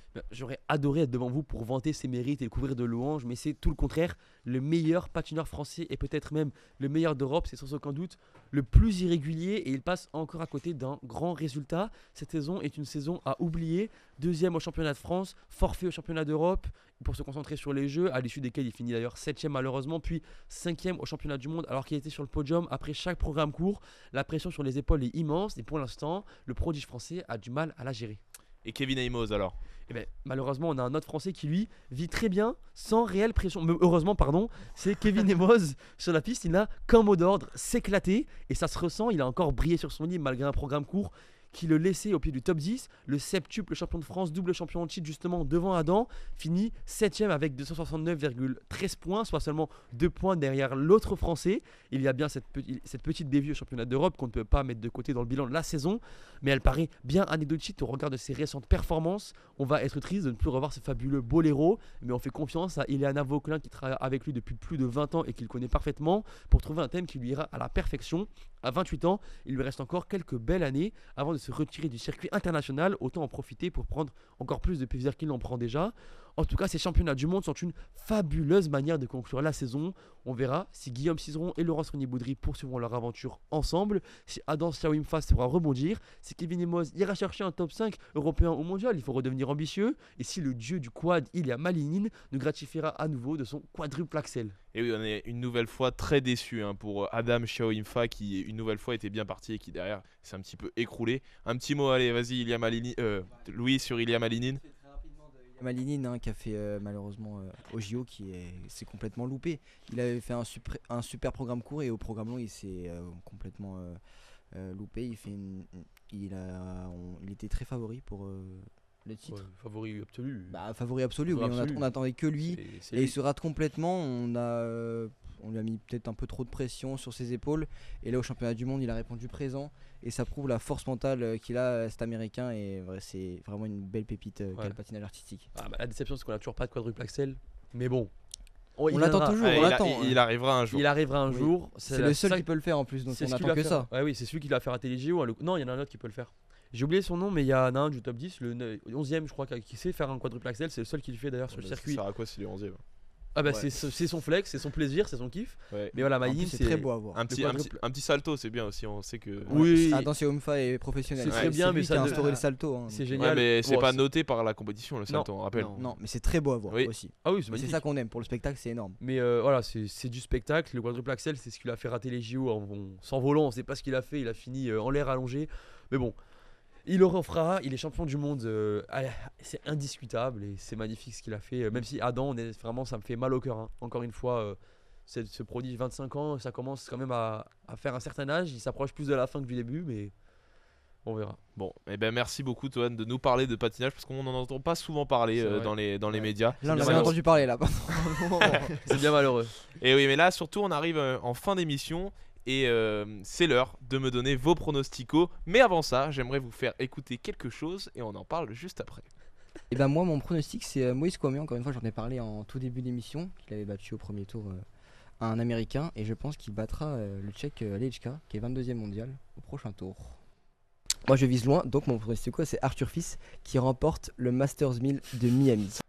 Donc ce que vous venez d'écouter, ce sont les deux derniers pronosticos de Louis. Résultat, Moïse Kouamé a perdu au premier tour contre Jiri Elechka et Arthur Fils s'est aussi fait éliminer par Jiri Elechka. Louis, si tu veux un stage à la Non, mais Fédération Française j'ai de la eu- Loose, je pense que tu peux être pris Oui, directement je peux, vu mais comment tu on me portes la poisse. reproche d'être français et de croire en nos pépites françaises, à Moïse Kouamé, à Arthur Fils. Moi, j'ai cru. Bon, malheureusement, ils ont échoué tous les deux, mais attention à eux pour les futures années. Oui, bah, Faut juste là c'était me pour la tailler, semaine prochaine, normalement, les pronos. Hein. C'est pas sur plusieurs années, c'est une semaine. Après, Ouais, un on sait prono, pas on 10. sait que c'est le truc de Louis. Oui, Louis, on il a va le avancé. laisser. Il aime bien se projeter dans l'avenir, bon voilà. Voilà. Bon, je le rappelle, le pronostico, c'est le moment où on se mouille, où chacun de nous donne une hot take sur ce qui pourrait se passer en fin de semaine. Sauf que cette semaine, on change un peu le format. Je vais vous donner toutes les affiches de Ligue des Champions et vous allez devoir me pronostiquer chacun les résultats. C'est très simple, chaque bon résultat vous rapporte un point. Et on commence les gars avec mardi, le Real Bayern qui s'annonce très très chaud. Après, par contre, ça peut me tailler sur les pronosticos, mais les autres sont pas mieux non plus. Si. Enfin, Il y a Tohan qui a marqué il y a un point la Tohan, semaine mais qui fait dernière. des Ouais. multiplex pour ses pronosticos, donc Eh, évidemment, moi, qu'il marque des à points. chaque fois j'ai pronostiqué, j'étais à 5. Wemby, c'était la semaine Non, mais d'après. moi aussi, je mettrai ce qui s'est passé lors des précédentes émissions. Vous J'ai verrez. l'impression que ça t'a pas vraiment plu, Louis. Juste, Non, c'était marrant, j'ai bien aimé. Petite info, Félix Lebrun vient de s'incliner face à Lebrun Wang ou Lebrun Chuqin. Félix Lebrun. Félix Il vient de s'incliner 4-2, enfin 4-7 à 2 en la Coupe du Monde sur un match assez serré. Hein. Il y a eu Aïe, 6 aïe, manches. Mais voilà, il s'incline face au premier mondial, Wang Chuqin, c'est terminé pour Donc il reste plus que son frère. le prodige Donc, français. c'est il reste ça. que Alexis. C'est dommage pour Félix, mais on va quand même revenir sur Real Bayern, les gars. Ouais, Qui voilà, vous juste, voyez c'était gagnant juste, Avant la fin de l'émission. mardi. Écoute, pour moi, le match est à Bernabeu. Le Real est dans une bonne dynamique. Je vois bien le Real aller chercher le Bayern sur ce match aller à Bernabeu. Ouh, ok, il prend des risques, le Julien. Franchement, Bah, en vrai, si. franchement, je suis, Parce que quand tu vois le Bayern. je suis assez d'accord Après, avec. je suis d'accord. Je suis assez Ah d'accord avec Julien. Moi aussi, je vois le Real l'emporter face au Bayern. Je dis pas qu'ils vont l'emporter dans cette double confrontation, mais à Bernabeu, on sait que 90 minutes au Bernabeu, c'est long. C'est C'était très long. hein, c'est très c'était long. le C'est slogan très long. qu'on avait vu l'an dernier C'est- face à Arsenal. Et ça a été long pour eux. Pour le Real, ça a été Ça long. peut être long pour les deux équipes, effectivement. Mais moi, je vois également le Real passer avec Ouais. un Vinicius très en forme en ce moment. Ouais, Ça moi, va je- être très je suis dangereux. d'accord. Et pour vous en face, ouais. Toi aussi Non, moi je vois le Bayern s'imposer. Bah, on verra la semaine prochaine si j'ai raison. Il y a Lucas qui va encore mettre un son de moi pour dire que j'ai tort. Mais avec un Olysée à Harry Kane devant, je pense que le Bayern peut faire des dégâts. Allez, toi, non, file sur toi. Bah, moi, pareil. Hein. Alors, c'est pas Pareil, évident. pareil avec qui Pareil avec Pardon, oui. Je suis pareil avec tout le monde. Non. Moi je suis d'accord avec tout le monde. Moi, je pense que et le j'adore Real tout et le Bayern monde. vont Ouais. gagner. Voilà, ça, Et tu comme prends pas de l'Espagne et la France. Non, moi je pense le Real peut gagner. Alors, en vrai, le Bayern est favori sur la double confrontation, pardon. Mais j'ai envie de voir l'exploit du Real. Ils sont bien. Je les vois bien gagner. Allez, c'est noté. Et on passe à la deuxième rencontre qui est Sporting Arsenal. Tu recommences direct. Arsenal. Tout le monde dit Arsenal. Non, tu sais quoi Je mise, c'est au Sporting, c'est à Lisbonne, et je mise sur la victoire Ouh du là Sporting. là, et au Sporting à domicile c'est très très fort. Non, mais C'est voilà, moi vraiment costaud, hein, je c'est mise ça. la surprise du Sporting. Voilà, C'est je vrai. prends un Face à petit risque. Arsenal. Ouais. Bah, je pense Après, que c'est un beau risque à ils ont prendre. sorti Les gars, Bodo Glimt, vous tu pouvez peux aussi sortir parier Arsenal. sur un match nul. Je tiens à le préciser. Ouais, oui. Non, moi je veux Arsenal s'imposer. Ouais, Pas je- largement parce que ça va être un match que j'ai hâte de voir comme tous les matchs d'ailleurs de ces quarts de Il y a finale. beaucoup d'absents, les gars, Arsenal. Hein. Oui, 11. Ouais, mais justement, je vois quand même Ouais, Arsenal mais on a s'imposer. il y a la manager du mois de première ligue à Arsenal, donc attention. Et on a Luis Suarez aussi qui est très en forme. Ouais, Ouais, c'est- côté du Sporting. Ciao. Ouais, c'est vrai. Il y aura Trinchao. Giovanni Quanda, il est blessé ou il jouera Alors ça, Fallait je regarder, sais pas. Toan, si tu poses idée. la question. C'est des questions. Ouais, c'est des qui- quiz pendant l'émission, on sait pas, faut répondre. On sait Toi, pas trop. nous fait des jeux. Autant pour Mais moi, après, je suis désolé. Et non, mais Julien, on toi, verra bien. t'en penses quoi de Moi, cette pour affiche? moi, oui, c'est Arsenal, ça sera très compliqué au Sporting et à mon avis, ils vont s'imposer, mais de très très petite Ouais. marge. Je vois bien le 1-0 ou le 2-1. Ouais, le arriver, petit 2-1, moi, allez. Ouais, petit 2-1. Petit je 2-1. le vois aussi. 3-0 Sporting. Non, je Oula. vais pas abuser. Non. Donc Ça prend il y mal. a que moi qui mets le Sporting. Il y a que toi qui pars sur le Sporting, Ouais, il y a mais que Louis qui part sur le nul Bayern. s'entend aussi. Hein. Franchement, j'ai hésité à mettre nul ou Arsenal, mais. Bon, On va dire s'il y a match nul, Du coup, personne ne il est prend de blessé points. ou pas ton joueur? Bah, c'est pas mon joueur. Oui, mais Kounda, est-ce qu'il va bah, jouer Bah, ton fameux Bah joueur. après, ça dépend des choix du coach aussi, tu Il est vois. pas blessé. Ah oui. Ouais, Bah, mais s'il va bien. il devrait Nous jouer. verrons, normalement. nous verrons. En tout cas, il faut mettre les meilleurs joueurs face à Arsenal. Hein, Ouais. Parce que si tu veux gagner un match, Ouais. faut être costaud. Après, vu qu'il n'y a plus de joueurs Arsenal, ils vont faire jouer les week-ends. Mais il n'y a plus de joueurs, mais bon. Mais il y a Max Dom. Eh oui. Allez, on Bien passe sûr. aux affiches de mercredi. On commence directement avec ce derby presque entre les deux équipes espagnoles et le Barça et l'Atlético. À Barcelone C'est à Barcelone, C'est à ouais. Barcelone. Au Camp Nou, le nouveau Camp Nou. Moi, j'ai hâte. Mais je pense que le Barça Ah, pour moi, perd Quoi au Camp Nou. C'est très Face très à C'est intéressant. Atlético très Madrid. risqué. Hein. C'est Ouais. très C'est très très risqué. risqué. J'adore cette. Mais c'est possible. Parce Tu- que moi, j'aime bien le jeu d'Atlético. Alors, oui, c'était Tottenham au tour précédent. C'était pas assez impressionnant. Au match aller, en tout cas, ils ont surdominé Tottenham. Même si, bon, Tottenham avait Kinski dans les cages et Igor Tudor en entraîneur. Ouais. Donc voilà, mais moi j'ai Et hâte, c'est Tottenham j'adore. tout court. T'aurais pu Mais t'arrêter. Oui, c'est vrai, c'est Tottenham tout court. Mais moi j'ai hâte de voir ce que va réserver Simeone à Hansi Flick pour le Barça. Julien. Le Barça, pour moi, sans problème. Julien, les tapines comme ça. c'est- Ouais. Pour Bon, moi, sans Barça problème, sans voilà, problème, mais- Real Madrid sans Non, mais problème, voilà, mais Arsenal sans problème, avec un peu de difficulté quand même. non, mais vous me demandez de savoir qui c'est qui va gagner. Oui, Moi, non, je mais vous le dis, après voilà, peut-être c'est- que Julien pour moi, aura c'est une tout affiche. juste. Ouais, mais C'est une affiche qui est même sans grand suspense. Je vois le Barça s'imposer sur un 2-0 ou un 3-1, vraiment un match à L'arrogant. 2 buts d'écart. Il est Et tellement ça sera arrogant. pareil pour le match qui va suivre. Hein. Je pense D'accord. que le retour de trêve va être spécial pour certains joueurs. Ça va pas être C'est- les mêmes joueurs. Ouais. Je suis complètement d'accord avec toi. Mm. C'est pour ça que c'est très dur de visualiser ce qui pourrait se passer. Mm. Et moi justement sur ce match, j'allais dire comme toi l'Atlético vainqueur, mais comme c'est à Barcelone et que c'est le match aller, je vais miser un match nul sur cette rencontre. Ok, j'aurais pu Toi, faire ça non, aussi. on n'a pas encore entendu ton avis. Moi, je dis que le Barça ne gagne pas. Donc l'Atlético gagne. Ou match nul. Et Mais il faut c'est faire là- un choix. Vas-y, réfléchis. L'Atlético ne gagne pas et Barça ne gagne pas. Donc ça fait un match Il nul. n'y a pas de match nul par contre. D'accord. Donc Ah l'Atlético d'accord. gagne. Ah, attendez. Allez, Déjà- vas-y, déjà, donne-nous ton avis. Moi, c'est C'est long compliqué. quoi, et puis ça fait Déjà, 2 heures d'émission. C'est l'Atlético qui passe au final et je pense. Mais on que te du demande coup- pas Non, le- c'est- Attends. Pour que l'Atlético passe, il faut qu'il y ait un match et genre ils vont gagner contre le Barça pour après coffrer match retour et à ne plus jouer. Donc victoire de l'Atlético. Victoire de Voilà. l'Atlético. Dis-moi juste ça. Voilà. Et là, Oui. Tu passes par des mots compliqués là, ça va être compliqué pour le Et puis- prochain présentateur. En plus, il me semble que c'est C'est toi moi. la semaine prochaine. Et puis moi. l'Atlético a Antoine Griezmann qui a des choses à prouver, qui joue sa dernière saison avec l'Atlético Madrid Oui. et qui va tout donner pour ce match-là. Et Lookman. Et En il last va- dance. Ah Ouais, là. et Et Lookman et Alvarez. Lookman très Et très sur De toute l'autre. façon, Ouais, en fait, Lookman, tout très le fort. monde Ils sont meilleurs. d'Atlético- eh oui, Ils sont- Simeone qui est super. Ils sont voilà. meilleurs les gars quand même. On va Ouais. se calmer. Non, ils sont pas meilleurs. Non, Ah mesurez on a vos pas dit propos. ça. Bah après, on Bah, a vu en Super euh, Coupe d'Espagne, ils sont en finale et pas le Barça. Oui, oui, Donc bien voilà. sûr. Parce Mais qu'ils ont on gagné a, le on Barça. a vu ce match aller qui était une catastrophe pour le Barça Ouais. et le match retour, l'Atlético a littéralement 1000 bus. Hein, ils avaient pas envie Mais de. ils en ont pris c'est- 3 malgré le bus. hein. Et ils en ont pris 3 malgré le bus. Ouais. Donc Ah, mais ils en ont mis autant. on sait que Non, ils en ont mis combien 4 du coup. Ah vont bah passer. ils en ont plus en plus. Bah oui, sinon ils seraient pas Ah, et passés. sinon, ils ne seraient pas qualifiés. Allez, on passe sur le dernier match de ces quarts de finale de Ligue des Paris, Champions. PSG. Et c'est effectivement le Paris Saint-Germain qui va jouer contre Liverpool. C'est à Paris une nouvelle fois, les gars. Voilà, et ils vont écraser Liverpool. Comme l'an Ouais. dernier. Ouais, oui, ils vont, Ouais, mais en plus au Parc des Princes, ils vont écraser Liverpool. Un Oui. petit score peut-être. Au Ce Parc sera des pas Princes, dans Il y a le au Classico. moins 3 buts d'écart. Comme l'année dernière, Ah oui, Pardon, d'accord. pardon. comme l'année dernière, comme l'année dernière, au Parc Ouah. des Princes, ils les ont écrasés, sachant que Hervé Alors, Elliott avait marqué. ils les ont Oui. écrasés au Parc des Princes. Dans le jeu. Le score ne reflétait pas la rencontre. Voilà. Oui, mais dans ces cas-là, t'écrases pas une équipe. Non, mais Mais c'est pas, je suis d'accord, mais c'est dans pas le le jeu, c'est Liverpool vrai de que- l'année Voilà, dernière non alors, plus. t'as compris. Ça n'a rien à voir. C'est pas Liverpool l'année dernière non plus. Mais maintenant, Liverpool a Hugo Ekitike qui peut apporter. Ouais, Et d'accord, Zoboslai mais qui- Ekitike- et Ekitike un but tout seul, il offensivement, ira Un pas but loin. d'équitiqué, Offensivement. c'est effectivement un prono qui peut être viable. Oui, et puis un coup franc de Soboslai. Non, mais on parie le match Bah, pas au sur le hasard. buteur, mais Toi, Louis, qui est-ce que tu vois l'emporter dans cette confrontation? moi je vois un match nul pour ce match-là. D'accord. Un match nul, Ouais, carrément. j'aurais pu dire aussi la victoire de Liverpool. Donc Mais pour toi, je vais Et Liverpool t'aurais aussi rivalise avec pu le dire la PSG? victoire de. Non, de mais Paris. pas une valise. Non, c'est pas franchement, une valise. c'est impossible, Juste c'est que, impossible. Non, le rivalise. Ah, rivalise. Oui. Évidemment que Liverpool peut rivaliser avec le PSG parce que ce n'est pas le grand PSG qu'on a connu l'année C'est dernière. pas non plus le grand Liverpool de l'année dernière. C'est sûr, c'est sûr. Ah, Mais oui, après, C'est un meilleur PSG que le Liverpool. Mais on sait très bien que les gars, c'est sur un match comme ça, les deux équipes peuvent jouer à un niveau différent de leur saison.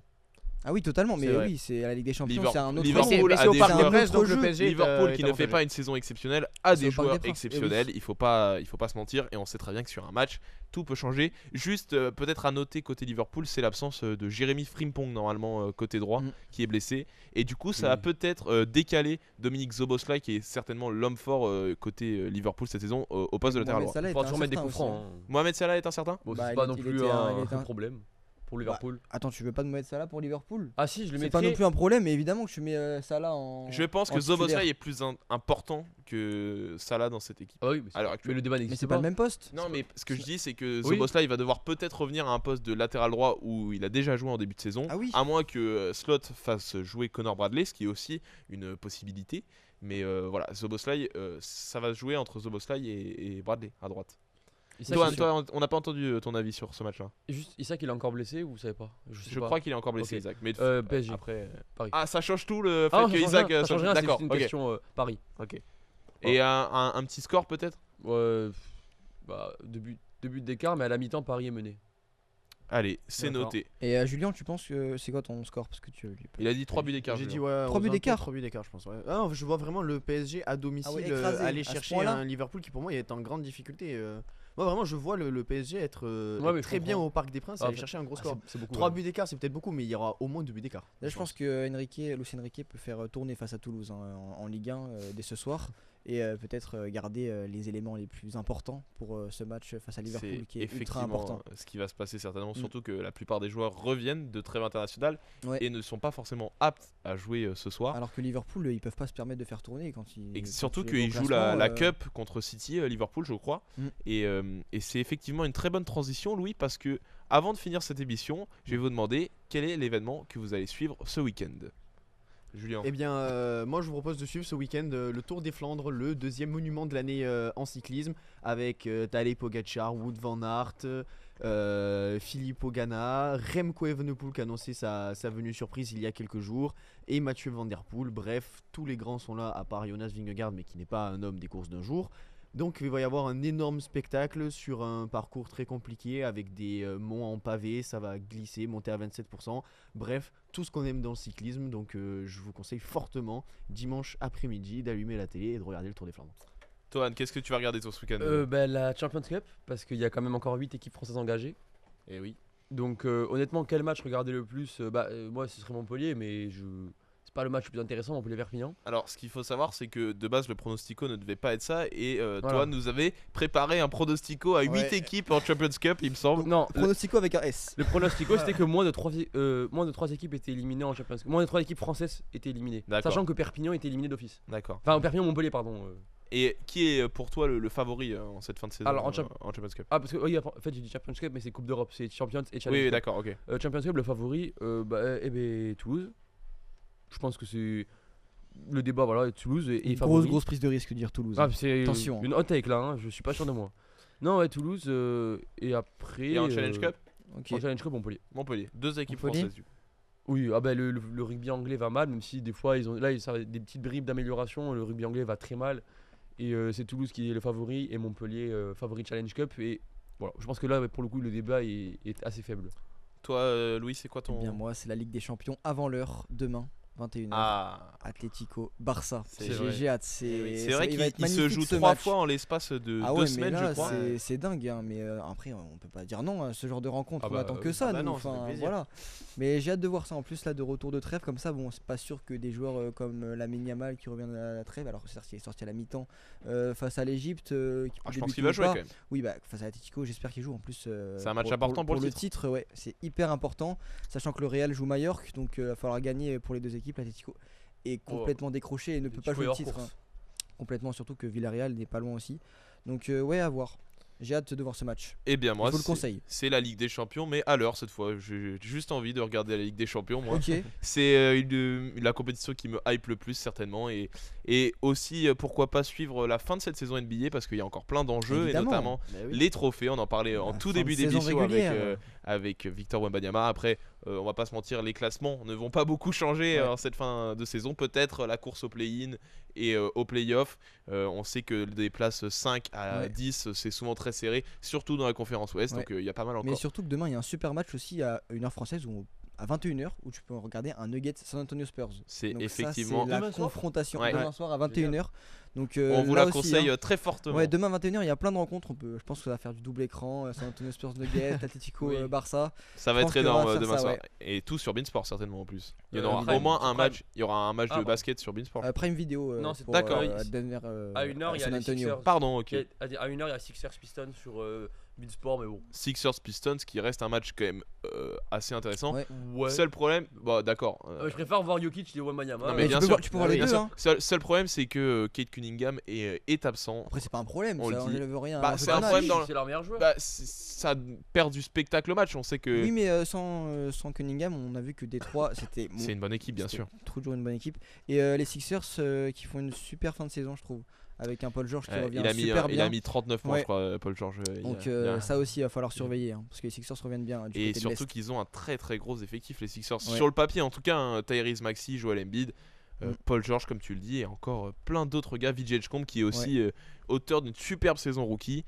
Et voilà, les gars, est-ce qu'un petit mot encore sur ce week-end ou... Non, c'est bon. On a tout dit, je pense. Mais en fait, Oui. j'ai envie de parler de sport pendant encore 2 heures de plus. Et on te comprend. Et oui, Mais voilà, zone technique, parfait. c'est On finit déjà sur fini. ça. Oh là là. non, Mais c'est ne vous tellement inquiétez triste. pas, on se C'est retrouve terrible. la semaine prochaine pour une nouvelle émission. En attendant, n'hésitez pas à aller nous suivre sur nos réseaux sociaux. C'est pareil que sur YouTube, @zone technique dans la barre de recherche. Et surtout, n'hésitez pas à vous abonner ainsi qu'à nous donner votre avis en commentaire, puisque oui, il nous intéresse. Et nous, on vous dit à la semaine prochaine.